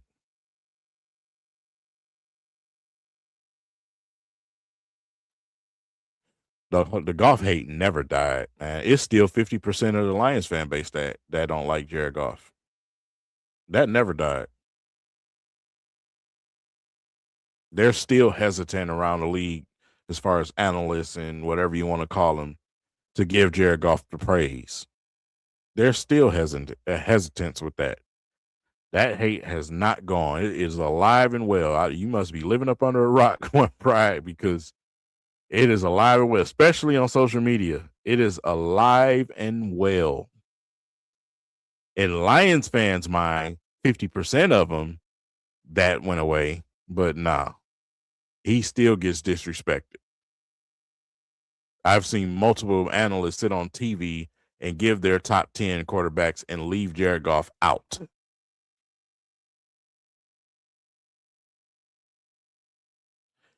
Yeah, man, Gil Howard. Look good up the middle, man. I said those guys, man, they just don't like him. Yeah, I don't know why we passed up Cooper DeJean, man.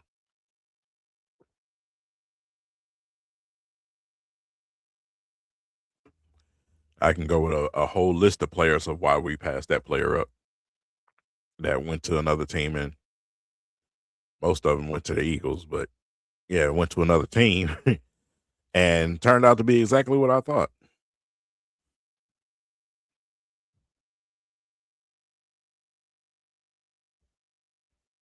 He looks good, Ricky, man.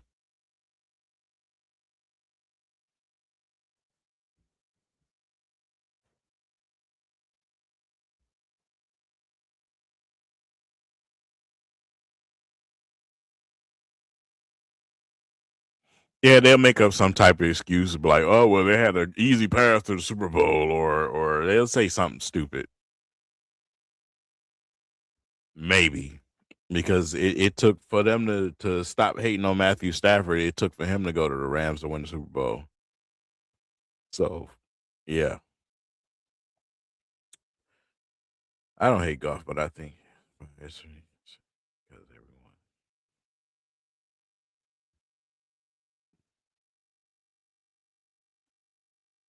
Yeah, true, man,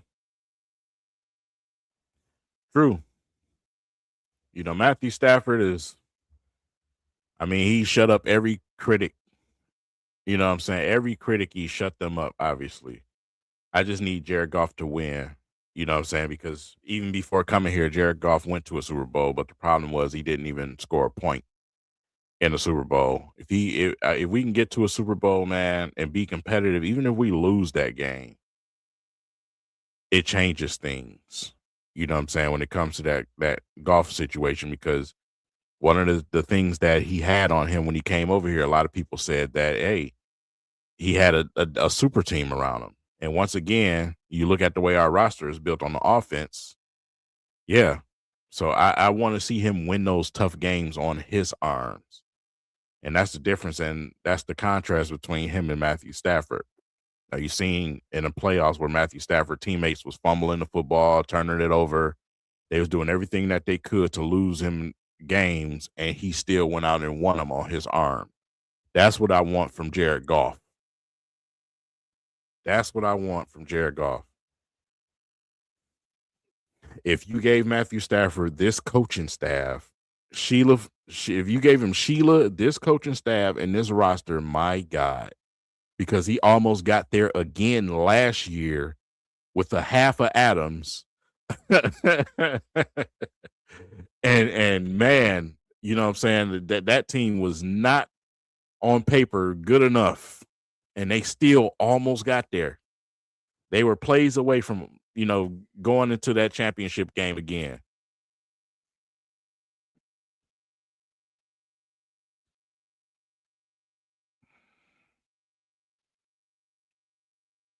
I wouldn't deny that. He got a chance, man. Like I said, once we get into the regular season and see him put together something, I'll give my opinion on that. We back. I think the entire NFL knows that fear she's talking about. He has been so terrific. Oh, my goodness. Unbelievable. So young, too. 24 years old. Year 4 already? Ridiculous. That's wild. And I mean, even a guy, I know he hasn't spent much, he's not playing tonight, but Panay Sewell, man, what's he, 26? Yeah. Feels like he's been around the league for a decade already. When you look at the entire roster, the oldest player on the roster is 31 years old.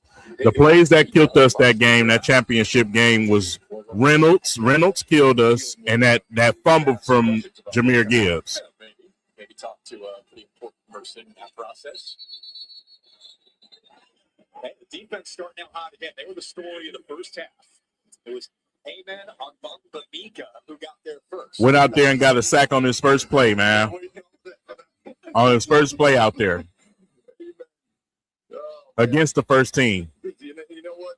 Against the starters. She was in that locker room talking about the mistakes and the penalties. Trying to pronounce that name is crazy. What they could in that first half, given some of those top positions that they were put in. Starting with a great job there on first down for no gain. Second down with Josh Johnson, the quarterback for the Bengals. Great play, McCreary. And that was Roger McCreary on the coverage. An experienced player. And I'll tell you what, I think it's been an emphasis. Those corners look sticky, man. For the defensive backs. As soon as you feel that timing in your head where that ball is about to come and you have to make a play, turn your head around.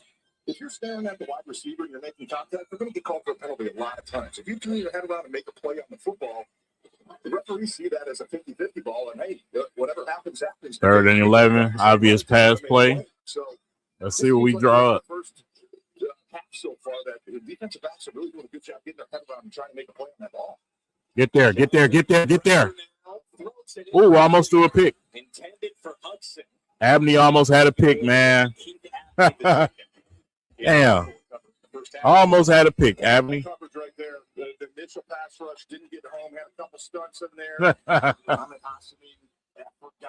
That's all you can hear when you talk to these coaches about the motor that this guy has. Finally gets a chance late in that play to get the backfield to force that pass. We got some depth on that D-line, man. Staying with that sticky coverage. Not getting too sticky, though, where you're starting to draw some of those illegal defensive pass interference or hands in the face, whatever we are. You got to catch that ball, love it. Make up for it, love it. Ah. Penalty for both sides of the first half. 6 for each. I don't like Lovett being the return guy on punts, man. I don't know what we're doing with that. Defense gets a stop, and the Bengals are 2 for 9 on 3rd down tonight. Great start. That's what you want. That's what you want right there. During the return, illegal block in the back, receiving team, number 12. It's half the distance to the goal from the spot of the foul. First down, Detroit. Time out on the field.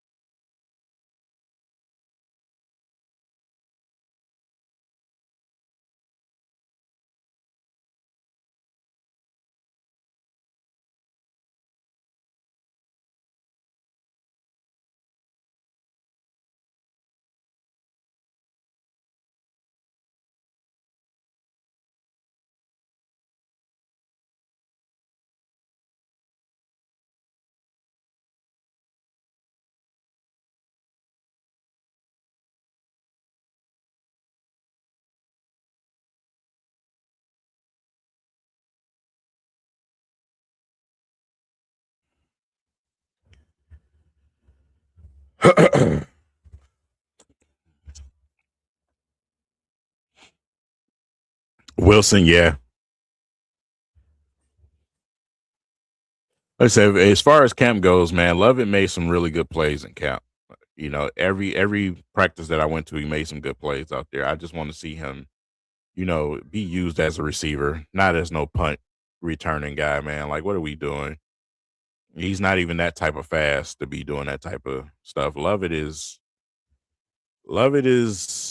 I mean, he's been up and down. So got to catch the football. And I can't even just say it's just him because, like I said, Isaac Tesla has been absolute butt crack this game, and the fact that they holding him out for the rest of the game like he's some type of perennial veteran is crazy to me.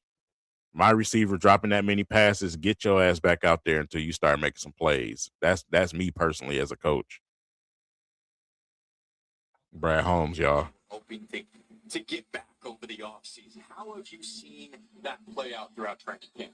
Yeah, you know, that was a priority for us, just to get a bunch of hungry guys with chips on the shoulders. Kind of how we started off this thing when me and Dan first got here in 21. But we have seen that. It's been cool to see them gel, but we've definitely seen that hunger, the competitiveness, the relentlessness, all those things that we were. You know, I mentioned that in one of my videos that the Lions in camp looked hungry like they did when they first started this thing. A lot of people focused on that you added to youth, depth, competitiveness, that offensive line. Yep. What have you liked the most throughout the first couple weeks of training camp when it comes to those guys competing? Yeah, no, I think those guys have been exactly what we thought they were going to be. You know, obviously we have a good mix of vets and young guys there. We were able to get Larry, you know, in free agency at the top of the spot, and, you know, able to draft Blake in the first round. And, you know, Blake he's been exactly what we thought. You got to take Lovett out and put Cunningham in, man. Somebody else. He keep dropping the football. What you want to see, and we're fortunate because he's going up against some really good. Yeah, Sorsdale's still around. Basis, and so I was looking the other day, and I was like, we're not even in our first preseason game. The guy's getting better and better and better, and not to repeat mistakes. So he's in the right direction. And we still got, you know, the second year guys like Tate Ratledge. You know, he's looking really good. You know, Altmyer back out there. Injury with Mays, but good to have the Juice Scruggs that we brought in, and Seth McLaughlin and Nice that we brought back. So we really like it. Miles Frazier, we're seeing for, you know, had a whole off season, so we're seeing him do some things. So we're really excited about that group. Going against Hutch can make a lot of people not feel very good. No, he's doing a great job with it. He understands, like, hey, look, I'm going to get beat. And again, the intriguing part is that, like I said, he had some not so good, but he's had some good too. So, you know, it's in the right direction. Got a 3-and-out here, return for the Bengals, and they will start just shy of midfield. Brad, can you stick around for another segment? Yeah. All right, let's do it. 3-and-out for the Lions. Defense coming out next. It starts with one player, one ticket. And with every play, the anticipation builds. With fast cash from the Michigan. Okay, so as far as Rakestraw goes, there's no updates really, but there is one that says that they were looking at his shoulder. Now, if you guys remember in 2025, that's what kept him out, was his shoulder. So I don't know if that's the exact same shoulder that he made that tackle with, and could possibly hopefully not re-injure, but tweak something. I don't know. But if he re-injured it fully again, it's over. It is over. That's it for him. Which sucks, man, because, yeah. And the last thing we need to be doing is losing more secondary. So, yeah, man. Like I said, some bodies are just not made for the NFL, man. They're not sturdy. And some people can't take the contact.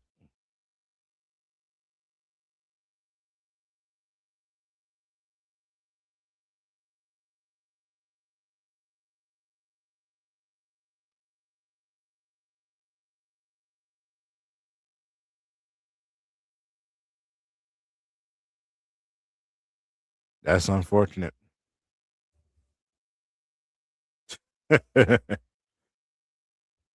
That's unfortunate, man. They better be going to call Trayvon because, yeah. What a draft class. Goodness. Whew. It's brutal.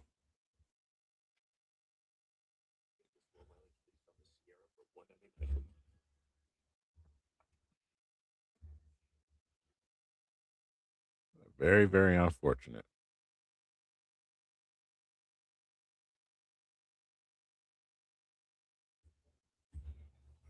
And stop putting Luke Altmyer out there. Put Josh Dobbs back out there, bro. Let him finish the game. He need reps. Altmyer is not making this team, bro. Like, what are we even doing at this point?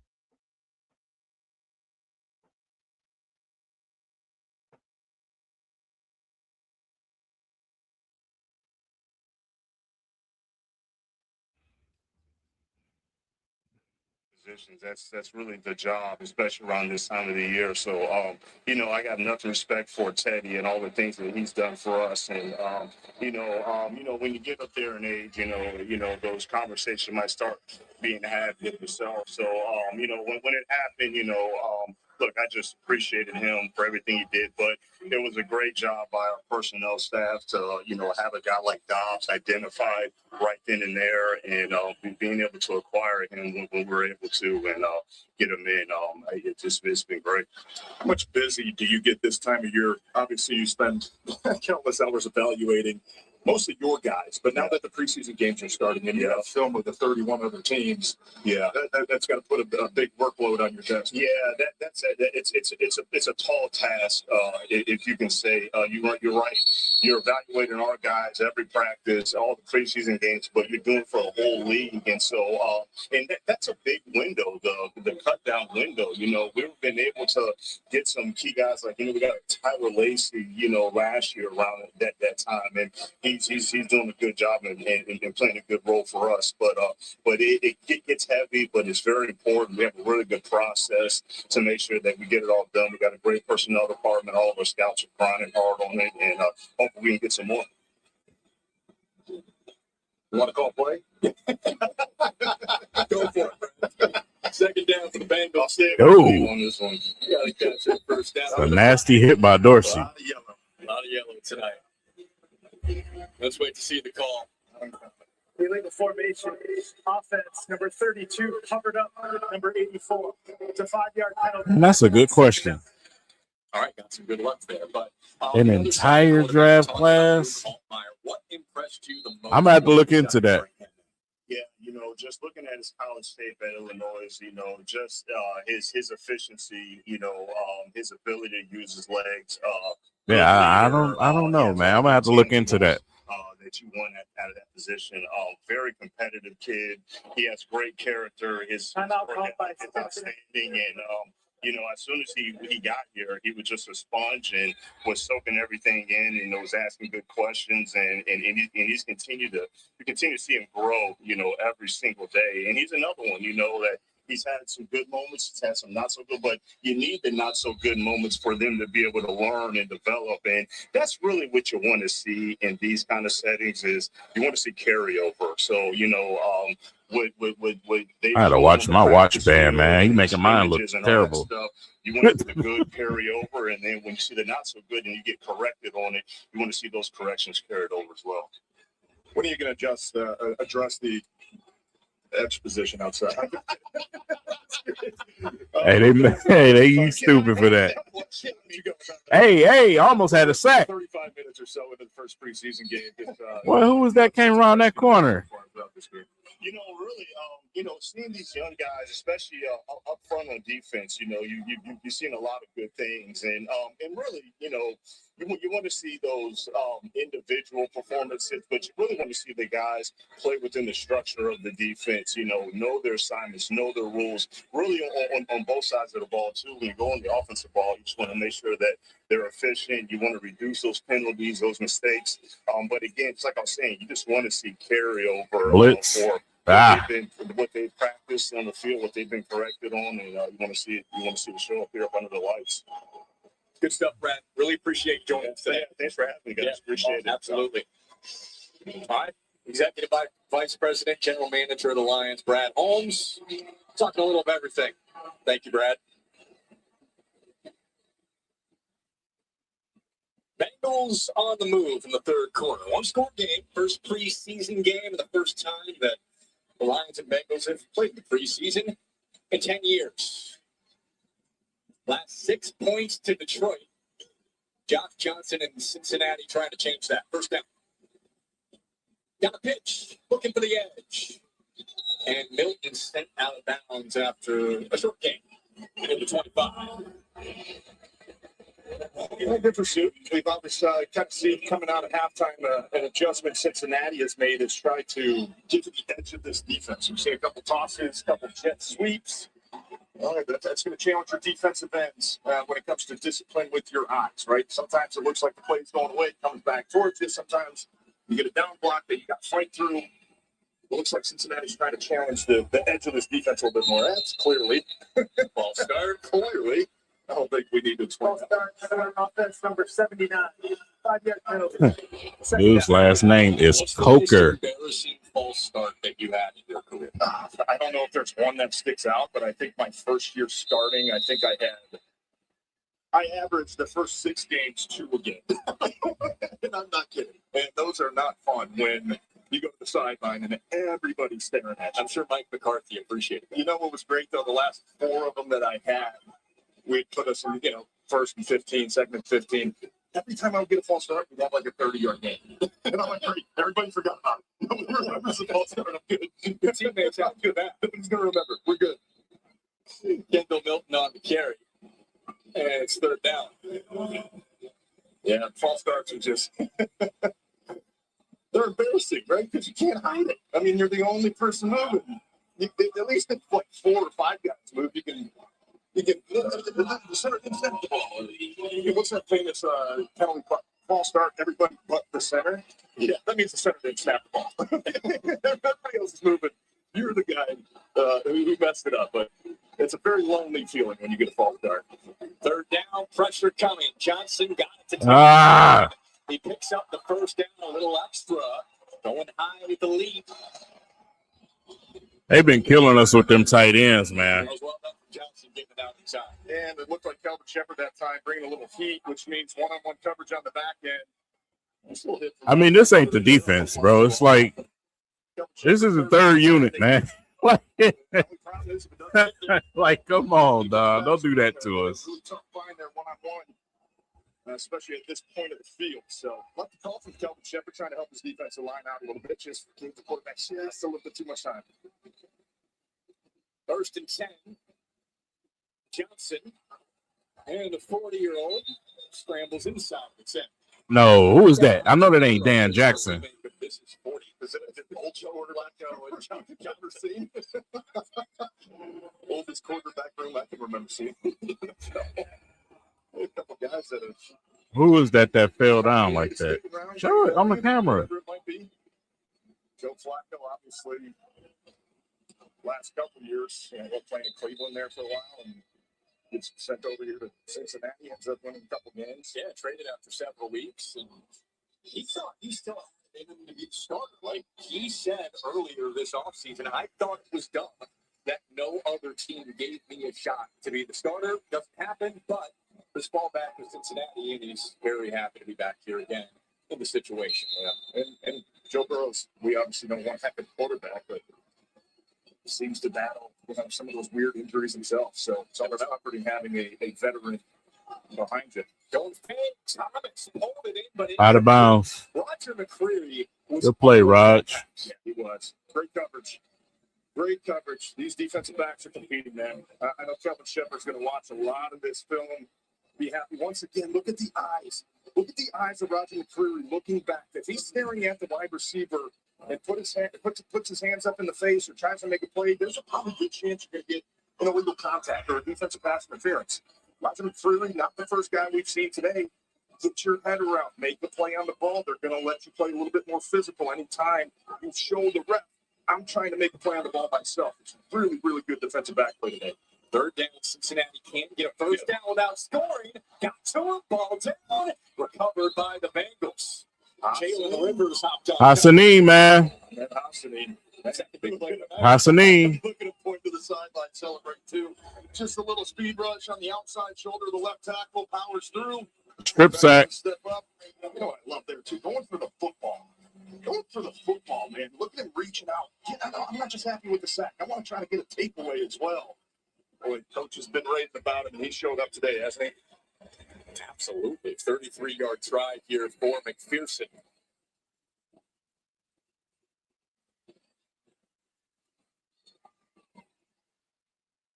And it's good. So one score. Way to get a stop on that drive, man. Way to get on that stop on that drive. Continues to bloom. That's impressive, man. Don't wait.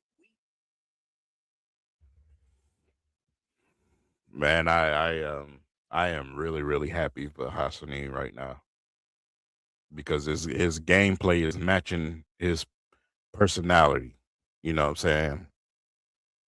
He been super inspirational, and he's playing inspired football right now.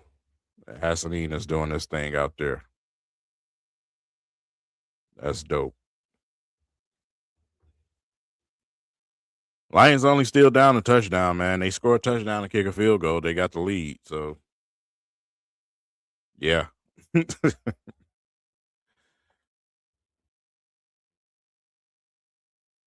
Yeah, let's not put that much weight into the preseason. Let's wait a little bit. I think Derrick Moore got something to say. Yeah, he'll get a pregame. He'll get a preseason game towards the end there. He'll probably end up playing against the Colts, or maybe he might be able to play next preseason game. They said he shouldn't be out that long, so.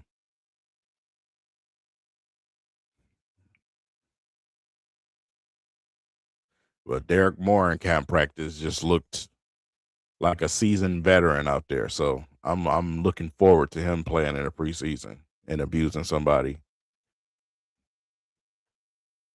Okay, these names are y'all doing some things with these names.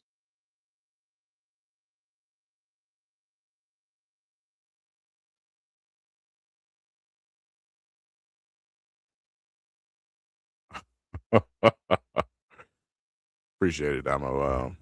Hard work, 6th rounder, 13 sacks last year at Boise State. He actually, yeah, yep. He sure is, man. He sure is. Got that power. Wait until he started to learn more moves, man. Because like I say, he said himself, he been trying to learn from Hutch. Wait till he started developing some of those moves, some spin moves, and learn how to get around guys a little bit better, a little bit more of the nuance playing that position.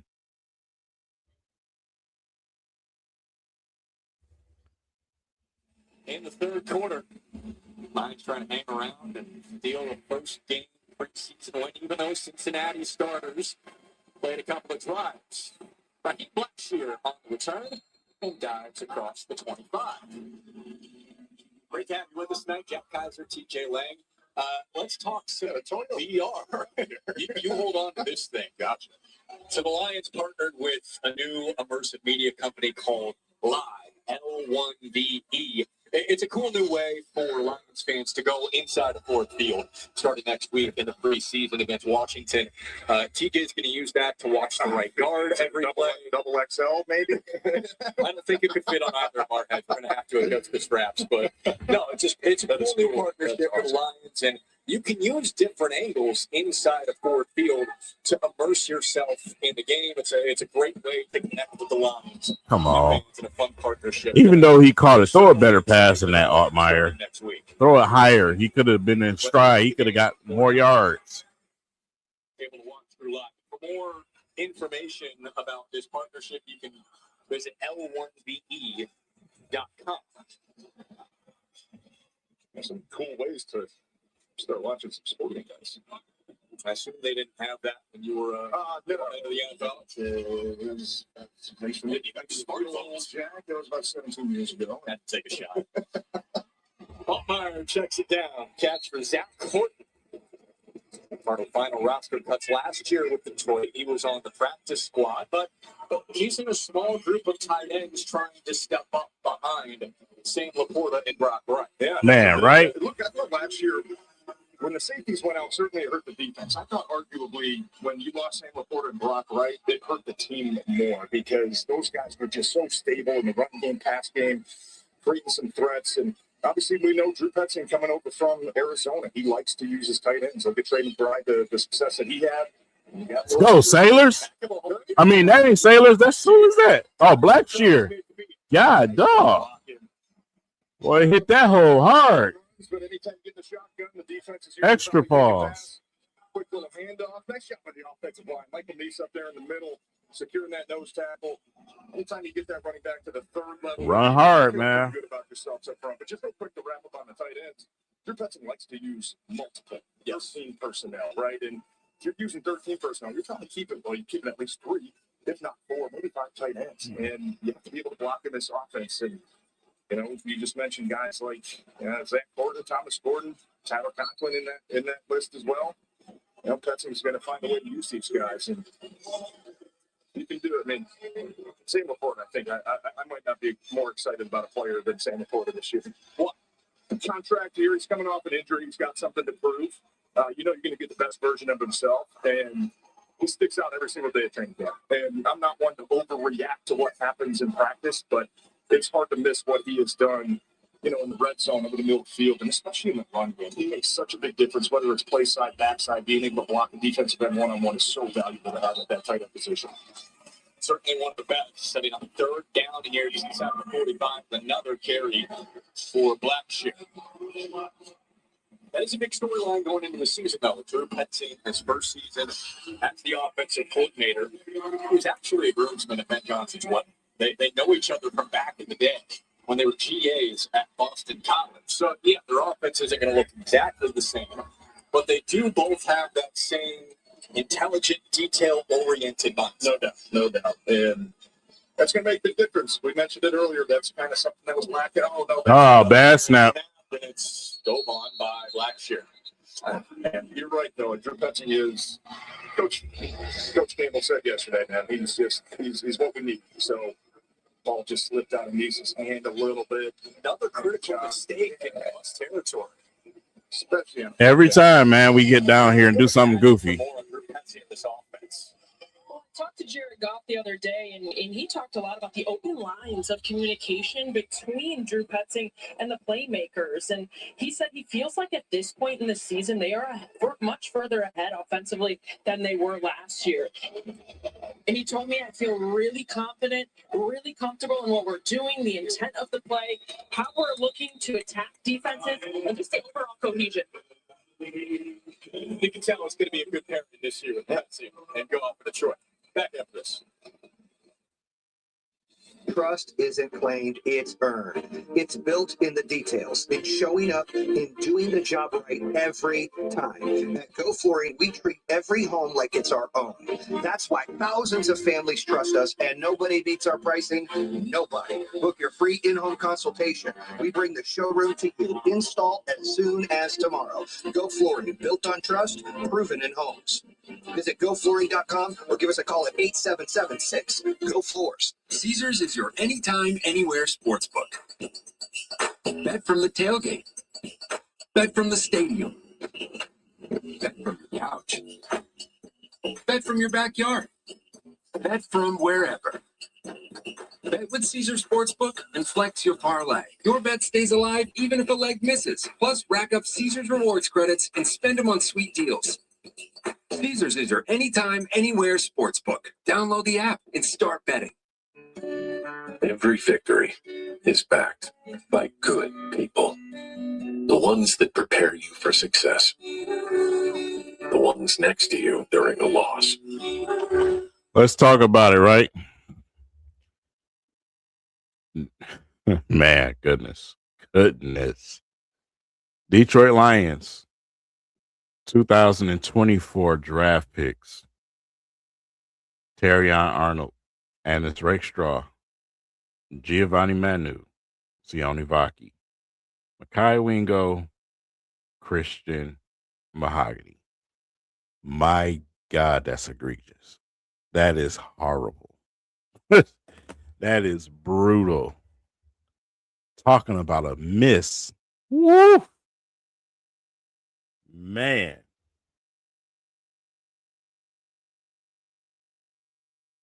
That is, oof. That's brutal if you Brad Holmes, man.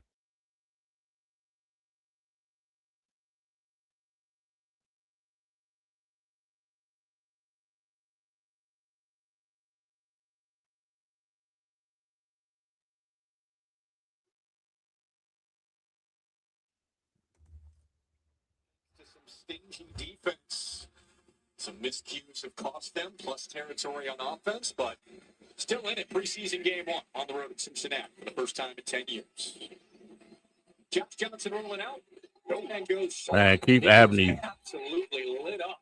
But Keith That's exactly how his tape was looking. The Lions knew they were getting with this rookie. Yeah, you have to. You have to. If you want to play the secondary up there for Kevin Shepard or Dan Campbell, you got to be able to tackle. And Technique, wrap up and tackle. Not go out there shoulder first. Break straw. Takes time to make an impact, make a play. One-on-one. You either win or you don't. That time, Keith Abney Jr. comes up with a big tackle, man. Nice play from the rookie. He was locked down last year at Arizona State. One of the best in the country. Make sure to elevate your game day with a Detroit Lions suite or premium seating experience. A few options remain for this season. Enjoy luxurious amenities like all-inclusive food and beverage, reserved parking, and a private space to host clients, friends, or family. To secure your suites or learn more, visit DetroitLionsSuites.com or call 313-262-2222. You gonna invite me to your suite this year, Jack?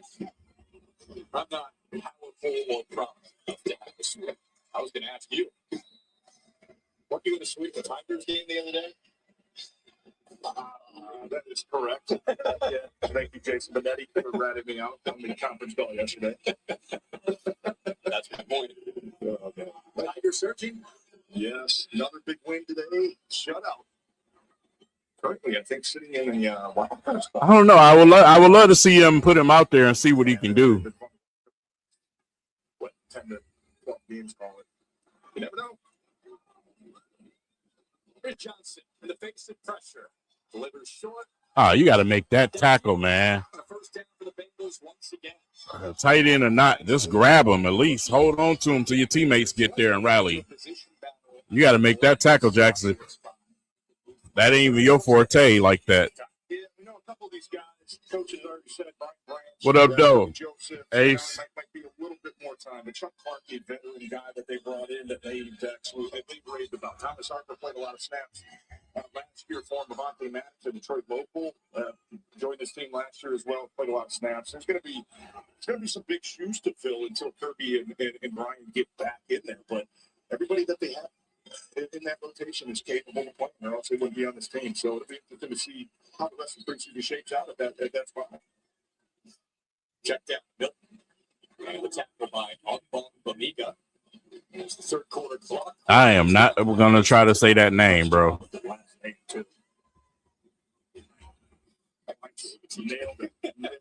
That's insane. That's harder to say than Antetokounmpo. Calvin Shepard style. Make sure you are too. Like, dog, that's nah. Yeah, that's that name is something special.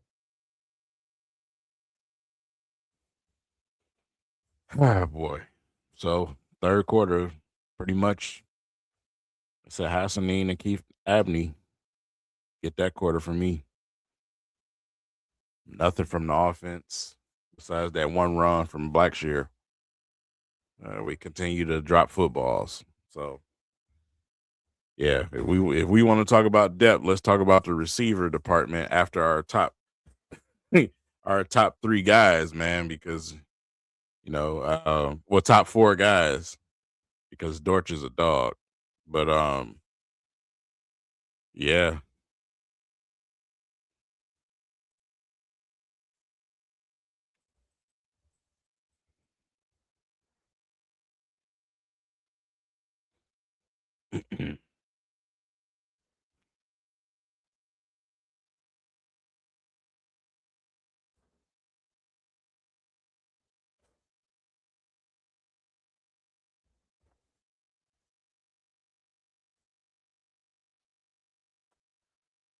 Oh boy. Come on with this fourth quarter. If we're lucky, we might get a touchdown.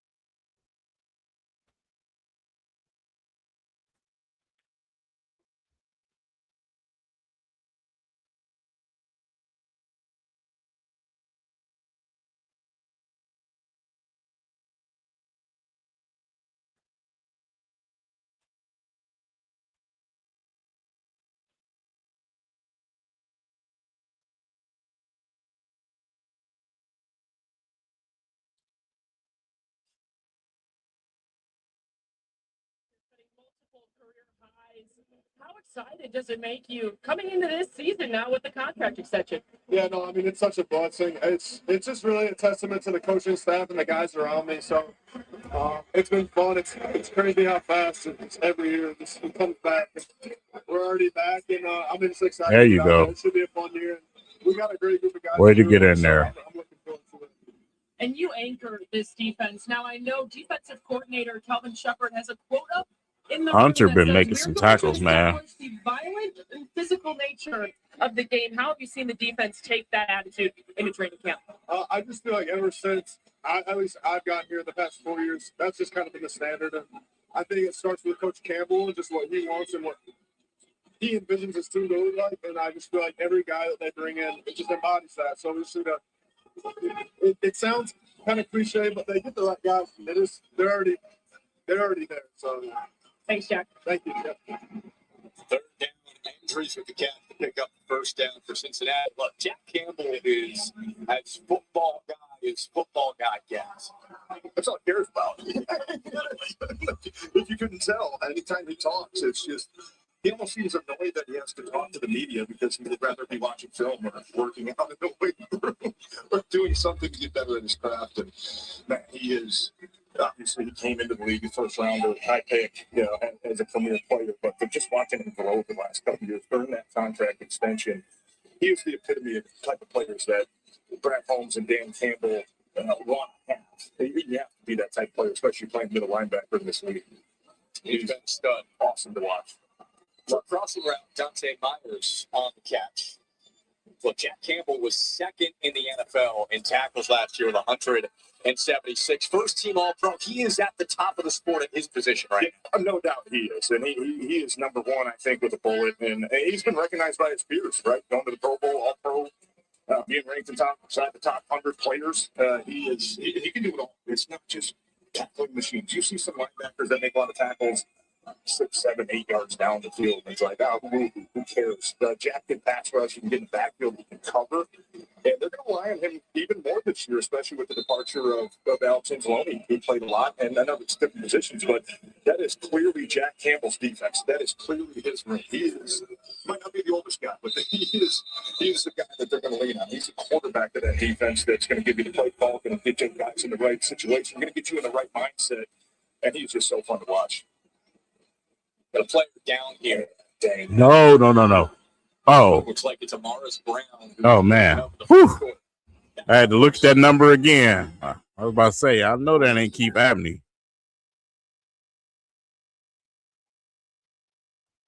I mean, I don't want to see nobody hurt, but sheesh.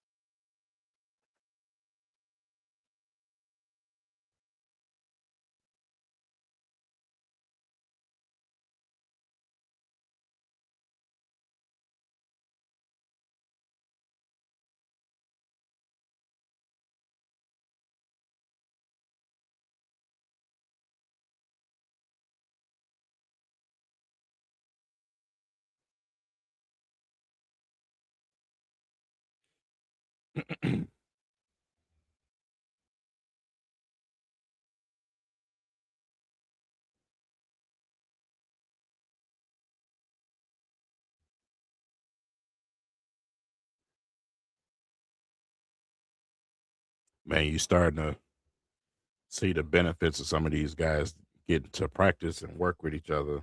It's like I said, guys like Blake Miller, man. He was having a tough practice, and then he turned around, had great practice. That's the benefits of going up against guys like Aiden Hutchinson. And you come out here and have this type of game.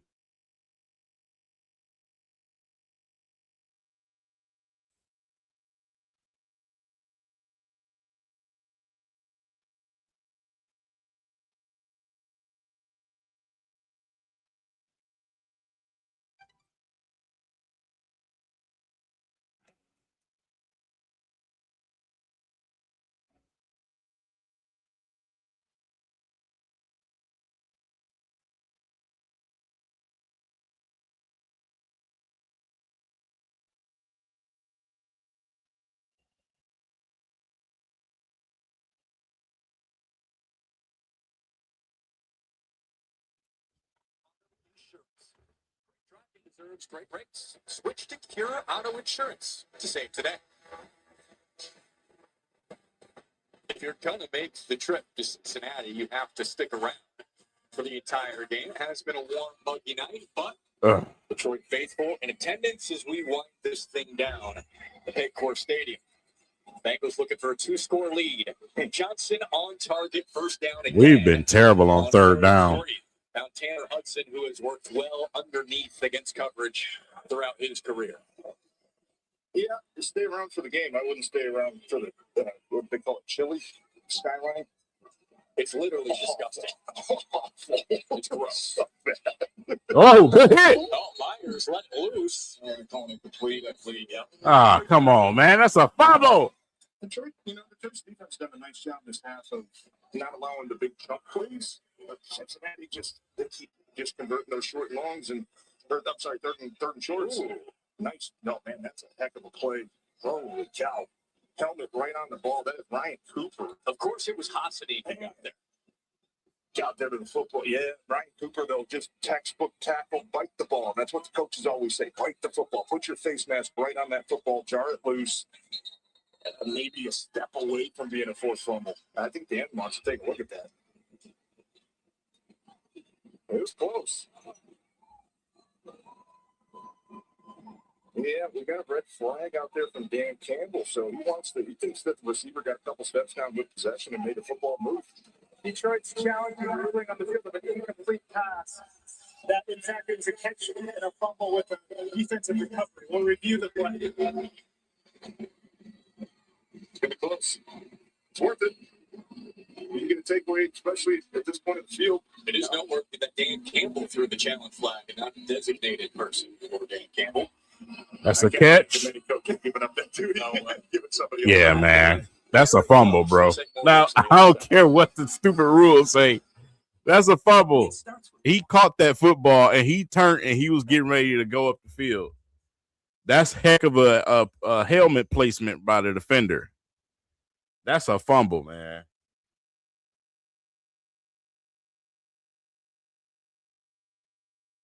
Our defense has been looking great.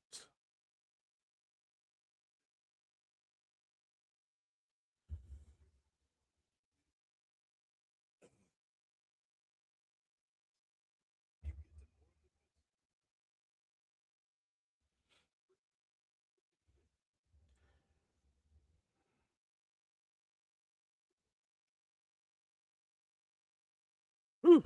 I'll take these muds off for a minute. Everything is bright.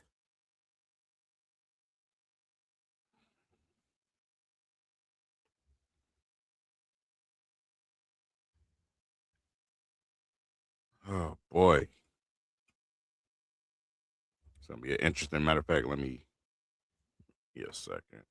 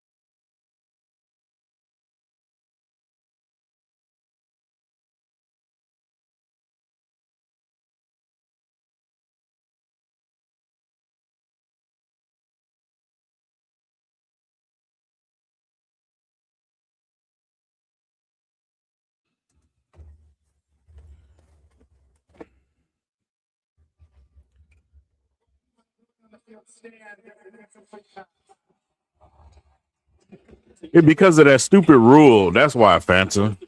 It's that stupid rule, man. You got to turn around and you got to take so many steps. And like, nah, bro, that's a fumble. That ball is caught and secure. I guess he didn't take 3 steps. They're so stupid, man.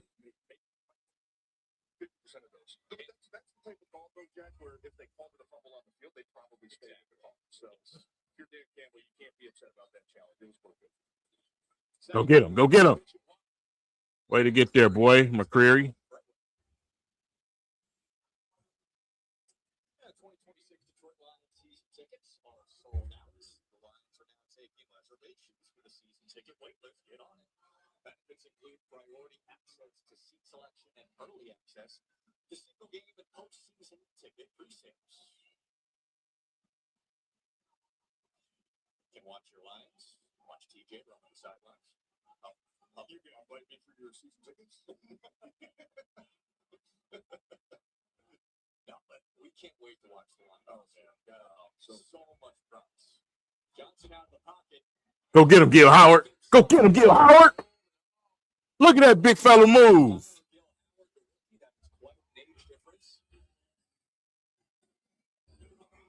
Great pursuit.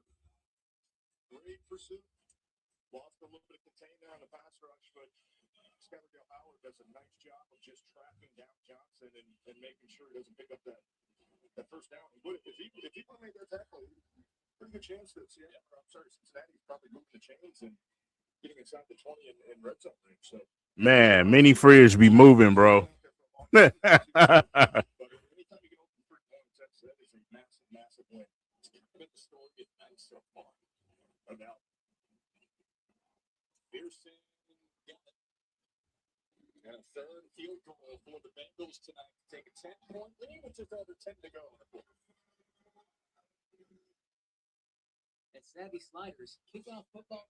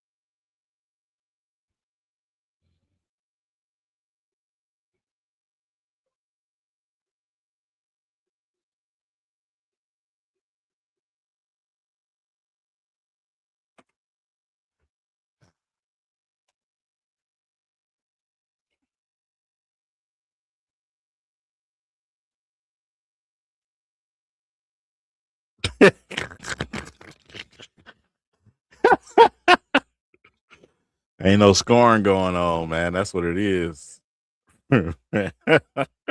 She ain't enough. Oh man. Overall, this game has been a little ugly, especially in offense, but individual players. Yeah. It's a Clark. Yep.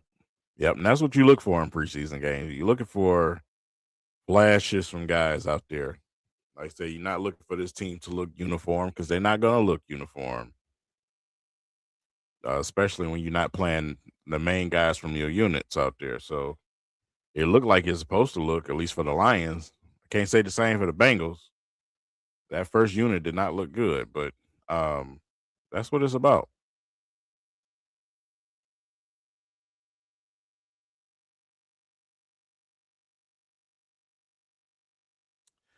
Right, because you just know it all, don't you? Y'all are overreacting for the preseason. That's what we doing. Yep. We supposed to just sit here with a stern face and just not react to anything. You people are the worst.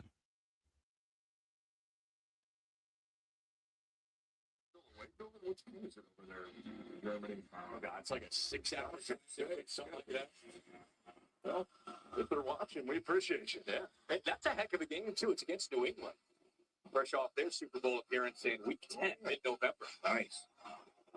I don't know what the weather is like in Germany mid-November. I would assume similar to here. 16-6, Bengals on top of the Lions, fourth quarter. Black Shear or that's Robichaud. Why they got him returning, man? He's not no fast back. He's a big body. Josh Dobbs and Luke Altmyer split the reps with Jared Goff. Not playing tonight, but Luke Altmyer got off to a very nice start. Had a couple of tough breaks, a drop leading to an interception.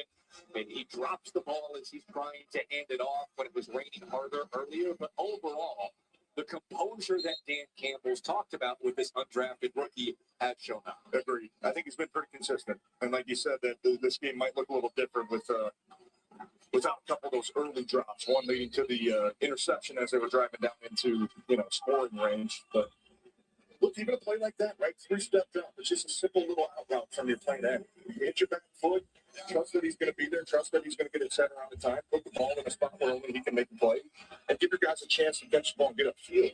I think it's been impressive so far from Luke Altmyer. So, Jeff Sapp did a nice job, too. We know what he can do. He was consistent in his short time that we got to see him today as well. Empty set here. Second down. Altmyer airing out down the side. Hey! Oh, that's so late in the flag. Come on with the flag, bro. Hauled in by Tariq Black. Every time we make a big play. Number 12, 10-yard penalty, second down. And you could see it live. There was a little bit of shove, and I think Cincinnati's sideline kind of helped the referee make that call because they were all. And just watch Tariq right here. See how he gets his arm extended, right? They call it bent arm pressure when you're teaching the wide receivers how to create separation. If you can somehow separate yourself without extending your arm, if you can kind of put your elbow into the guy and then, kind of leave the out, they're not going to call that. But as soon as they see that extended arm reaching out to that defender, that's what they're going to call. I'm just surprised the side judge didn't call it. He was right next to the play. He let it go. He came from the back judge. He was about 50 yards away, but just a little lesson there for Tariq Black. The hell was that, Altmyer? Anytime you get that stiff arm out, they're going to see that in ball. Now, that was a 10-yard penalty after this year with the rule change, offensive pass interference. So, Mind him, 3rd and 15 after the incompletion with Black in the vicinity. Once again, Black brought up a receiver for Dan Campbell that he is so high. I am And he totally aligned with that. how happy they were to have Tariq Black back because he got released, I think, a couple weeks ago, brought back a few days later. They love his frame. 6'3", big catch radius. Take the, I didn't get a sack here, but stick with Black just a little bit. They love his catch radius. And even at the end of that play, I know there was a pass interference, but to be able to make that play on the sideline, keep his feet in bounds, it's good athleticism. So that's what we like to see. There's a coaching moment to be had about, like we mentioned, the pass interference will cause that flag. I've had enough of Altmyer, man. He's my Sudfield for this year. And in good old Lions fashion, we're going to keep on throwing him out there. Somebody's got to. And we got a bunch of those reps out there. Somebody's got to see that. But protection's got to be a little better. Landon Robinson got there, the rookie out of Navy. Keyshawn Williams. Bobble. Oh. Dodges. And cut down. God, dog, Hunter. Oh, that's Brown. I was about to say. It's a big hit. The Lions got another flag. What? Probably going to be on Cincinnati, which really changes the field. Backed up to your own, what was it? 12-yard line. I think they won it from it. During the return, illegal block in the back. Receiving team number 59. The 10-yard penalty is enforced from the end of the return. First down. This is where we live. Where a major breakthrough meets the morning call. Where a game-changing idea hits the game-winning shot. Where round-the-clock research assures more time. Where we draw, explore, and discover. Where devoted fans roll and good times roll. Where our heart, soul, and science come to life. This is what we live for. Because this is where we live. We are Henry. Bengals back with the ball. It's an end around to Keyshawn Williams to start the drive after 3 consecutive punts for the Lions. Just over 8 to go here in the fourth quarter. Yeah, like we mentioned last drive, Cincinnati's really starting to kind of put some pressure on the edge of the defense, right? We've seen a couple times now that little jet sweep to the wide receiver coming in motion, a couple toss plays. trying to the outside. I know you don't game plan too much, and Kelvin Shepard's not going to show you everything he's got, but wouldn't be surprised to see him maybe start bringing a little pressure from the edge to force Cincinnati back into that inside run. The new quarterback of the game, Sean Clifford, is much younger. One of the exceptions in that quarterback room. Hands off to Kentrell Bullock, who picks up the first down. Sean Clifford, the winningest quarterback in Penn State history, and his second preseason back in his hometown of Cincinnati. Bengals have 4 quarterbacks on their roster. Detroit with 3. Golf down to Altmyer. Yeah, 3's about probably the right number. Unless you're Cleveland, I think they've got 7. They've got a lot. How much time do we have? But maybe I don't know. Yeah, but you're right, though. I think Sean Clifford definitely happy the player, man. Rolling out here, Chase then gets rid of it. Ben Stilley with the pressure up front. At this point, man, just take Abney out. He got enough tackles today, bro. Like just take him out the game for something mess around to happen. I'm probably sure we got somebody else we can throw in there. Make a play. Hey, we're looking at the scoreboard right now. We're not time. Winning always isn't the most important thing in the preseason, but who can we find? These guys are tired, man. These guys have played a lot of snaps, right? Like, who can we find that's tired? Who can we find a guy like Anthony Lucas who's played a lot of snaps, who's over there rushing against the left tackle? Can you find a way to make this play? Can you find a way to stick out? Can you find a way to, make it easy for the evaluators to say, man, we love what this guy brings to us. So just because it's like fourth quarter of preseason 1 doesn't mean anything. It means more opportunity for these guys. Look at Kevin Shepard, man. He's marching up and down the sideline. He's still pumped up. We want to see these guys. Yeah, I'm going to count on some of you guys, man. Sure. Even if you're on the practice squad. It doesn't matter with how many elevations you see on game day, right? Coming up and down. There's some guys that are playing right now that I guarantee you're going to be seeing in the Lions uniform this year. And Keith Abney's one of those who's had some moments tonight. One of the young guys that Kelvin Shepard has been fired up about. They're down here. Clifford dancing, hanging, tosses, and Good D. Way to get there, Jackson. He's got more Keith Abney. As a kid, Keith Abney wasn't just applying his speed to football. He was also a competitive speed skater. There was a skating rink by his house he'd go to every Thursday to race for candy until the rink owner saw that speed and helped him take it to the next level. He finished his career as a 4-time national champ and set records in both the 200 and 300 indoor races. So he went from winning candy to winning medals and trophies. He told me he could still skate, but probably not as fast. But hey, that's all right, Abby. We'd like to keep you out on the football field. Yeah, maybe in the offseason, get him out to the local roller rink. That's awesome. Why? 4-time national champion roller skater. Moving too. Man, that's not easy, I'll tell you that. Were you a roller skater in your youth? I can't imagine. I don't think roller skate. I rollerbladed. Rollerblade? Yeah. Really? Yeah, rollerbladed a lot. Okay. But now, we used to have a rink close to my house where one of those old disco styles. Right, where How old are you, TJ?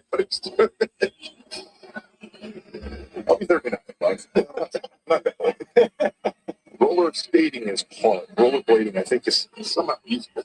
But that's impressive. I would think the opposite. Got to be an athlete. Robichaux with the carry. 6-minute mark here in the fourth quarter. The Lions down 2 scores. They're trying to give themselves a chance to score here. And they take too long, maybe an onside kick in the mix.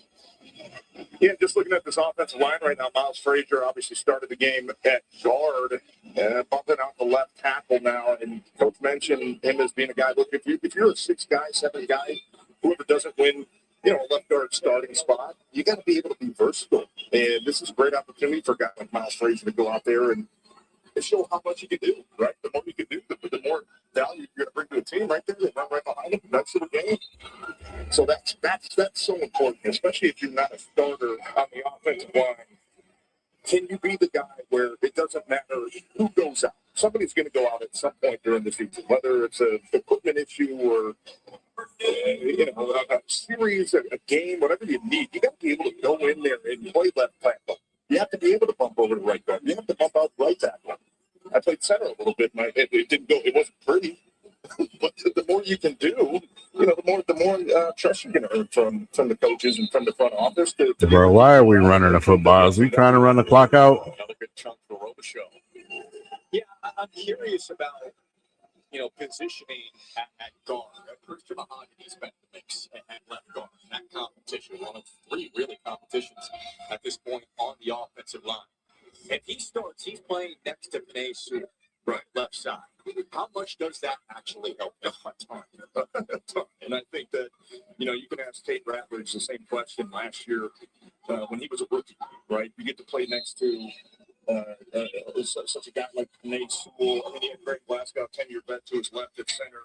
It certainly helps out a lot. Look at Panay, man. And he was obviously one of the most dominant right tackles in the game for 5 years. And I think he's going to be even better at left tackle. I mean, he just has the build. He has the mindset that he wants to be. Left tackle is always viewed as that position, right, where you're the top dog. Like, it's your offensive line. You run this thing. And I can't wait to see what he looks like once these games really start getting going in a couple weeks. JB Sneak for the first down of Altmyer. So you think it's more of a mindset and the stature of the position? That's why you think he'll be better at left? Well, I think he's more natural at left tackle, to be honest with you, because that's where he played a lot in probably high school. That's where he played in Oregon. He played that. No, that was obviously 6 years ago.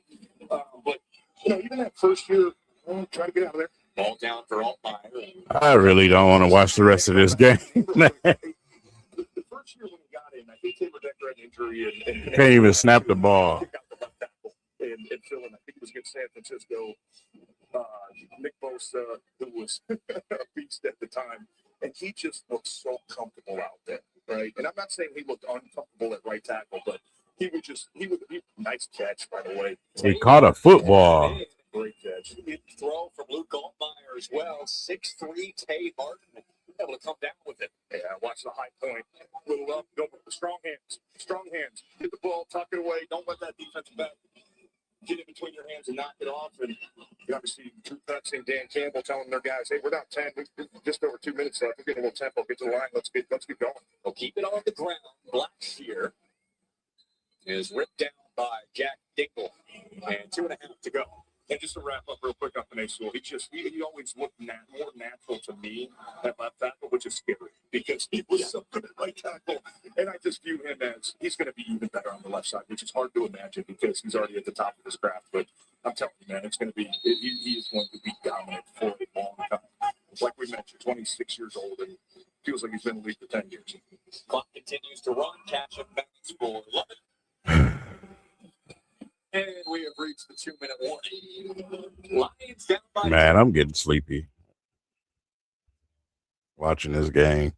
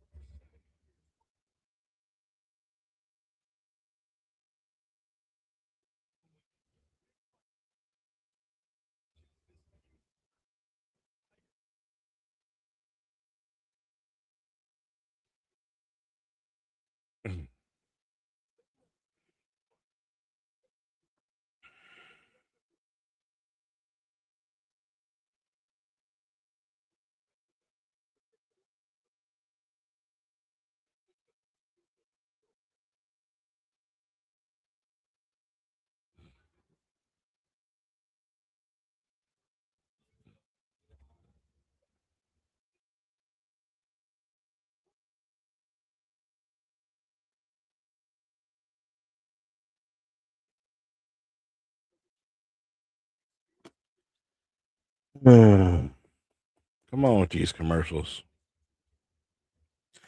Yeah, I'm gonna make a video after this crap go off. I really feel like turning it off right now and doing it, but hey, go off.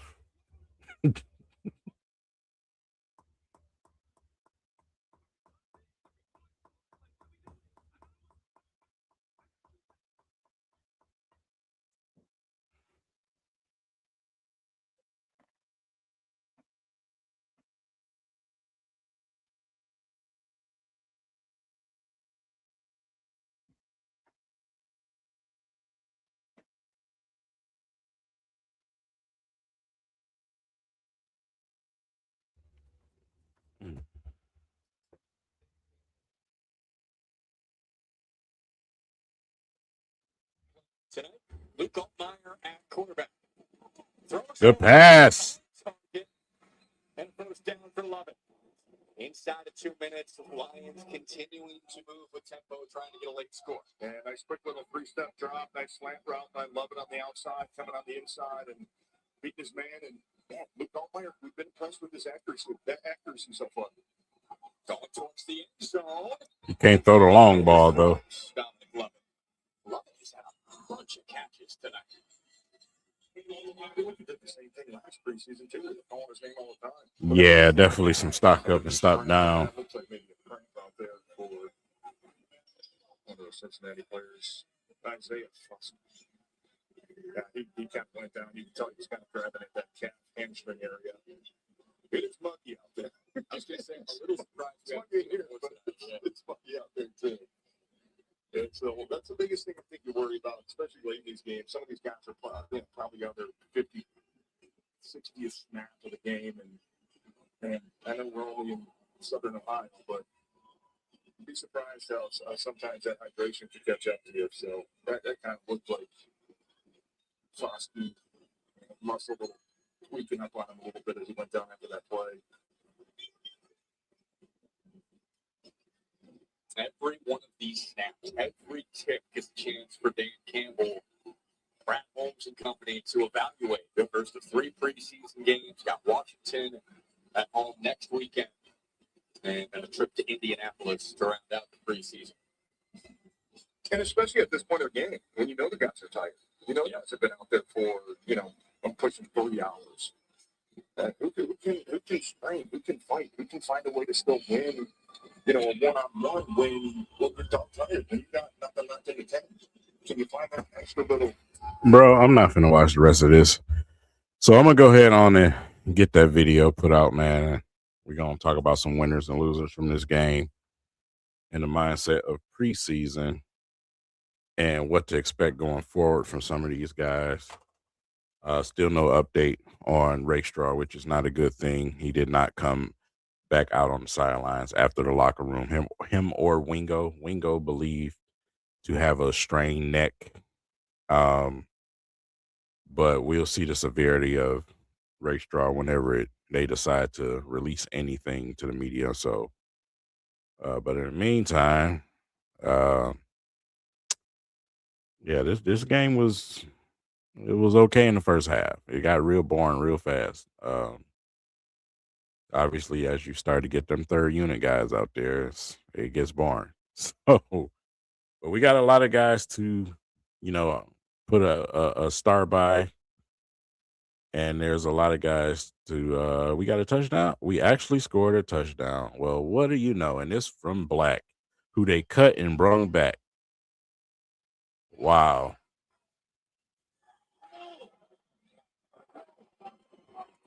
Great job, everybody. Protection started to slip a little bit. Luke Altmyer didn't flinch. He knew he was probably going to take a shot at some point. I know he didn't take a big one, but was able to avoid the rush just enough to hit that crossing route on Tariq Black. I know he's talking about that offense pass interference made a heck of a catch on that play, but man, just points. How many times do you say points when he's talking about Luke Altmyer? No better example than that play right there. We better not run it. I just knew it. I knew it. Oh, Altmyer keeped it. That was a good design.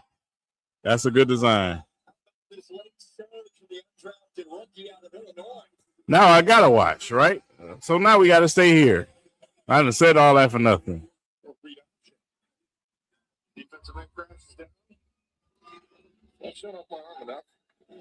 Show you guys I can run too. It's a nice drive there by Luke Altmyer in that offense, man. Couple big catches, couple big points, throws up in the middle of the field. It's good stuff. Still got 2 timeouts left, and I like going for 2. You don't want to play for a tie, especially in the preseason. Hey, if we get the ball back, now we got a chance to kick a field goal with Jake Bates and win this thing. And now they officially declare for the onside kick. You can do that anytime you want now. You don't have to be trailing. It's not just in the fourth quarter. Leading, trailing, anytime of the game, you can declare for an onside kick this year. 13-play drive, 80 yards.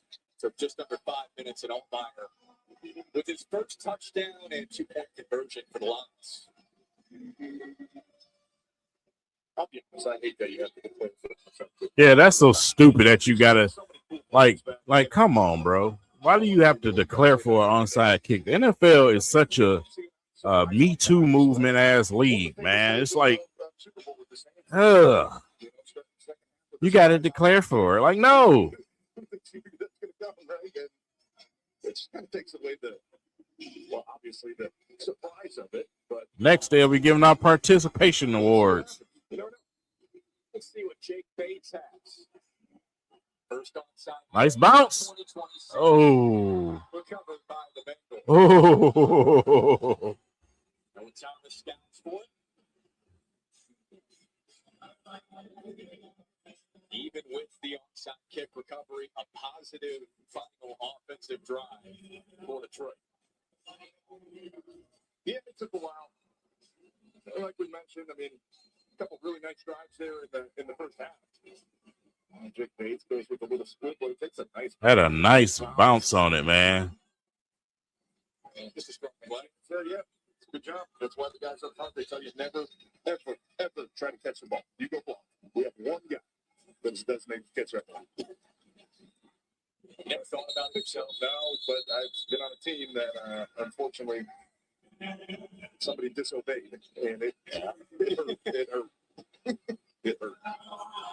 Timeout, Detroit. Kendall Milton to carry. 1:21 to go. To do some math. I know. Get a stop. You get a stop. That's probably one. Our math skills are terrific. And third down, another 45 seconds. Call it.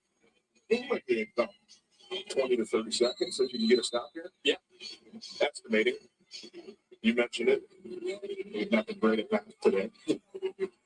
1:22 to go. One final timeout left for Detroit. Clifford under center for Cincinnati. Milton again. There's the final timeout. Tackle from Miles Adams. Their third and final. 1:18 on the game clock, please. Thank you. I'm betting right now that Cincinnati's probably feeling like they're in 4-down territory.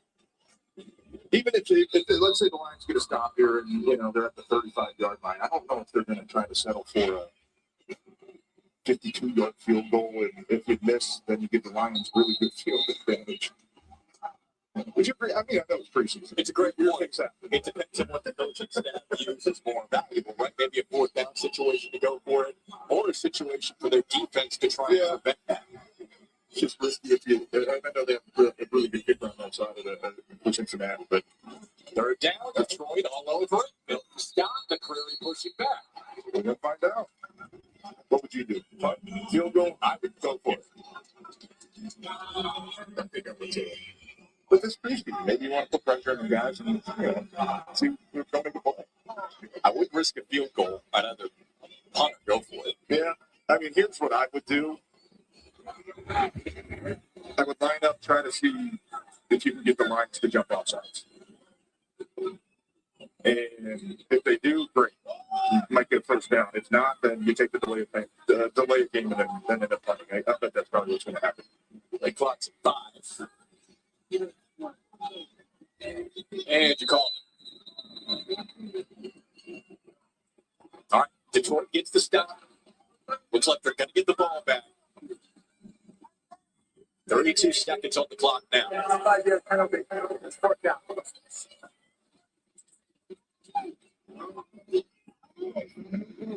Which will be between 20 and 30 by the time they punt the ball.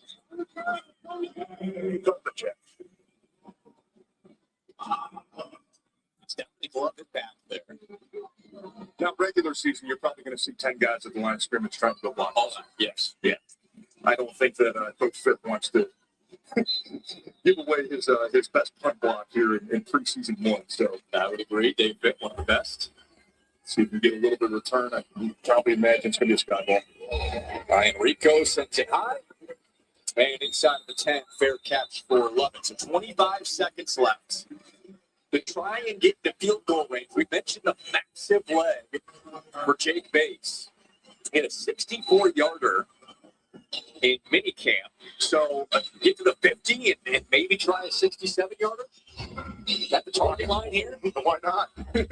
There's no wins. I mean, we saw this measly 42-yarder that had plenty of leg earlier. But now here's the thing for young guys is you have to try to get out of bounds, right? College, you get a first down, clock stops. Doesn't happen in the NFL. So you've got to somehow find a way to work the sidelines. No time now. It's Altmyer.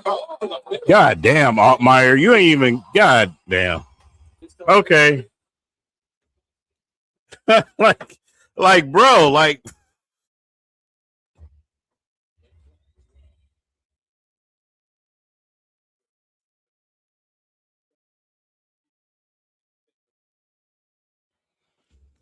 Well, it was fun. Game over. Altmyer doing his best Sudfield out there.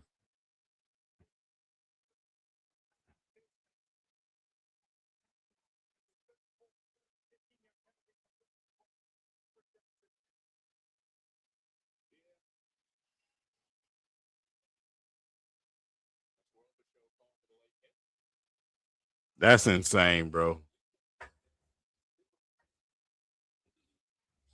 I don't know how you even. I mean, he couldn't jump no higher to try to catch that football. He been overselling them balls, bro. That's insane to say. Pause. This whole game.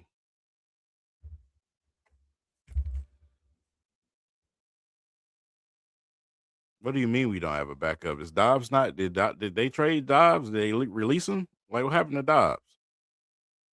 Dobbs is not playing with a third unit for a reason. What's the problem, man?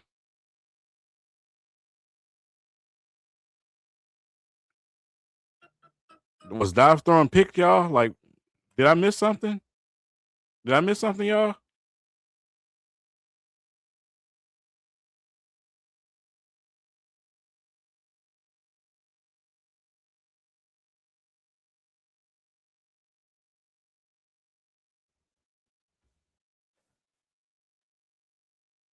Okay. I'll yeah. I'll see y'all later, man.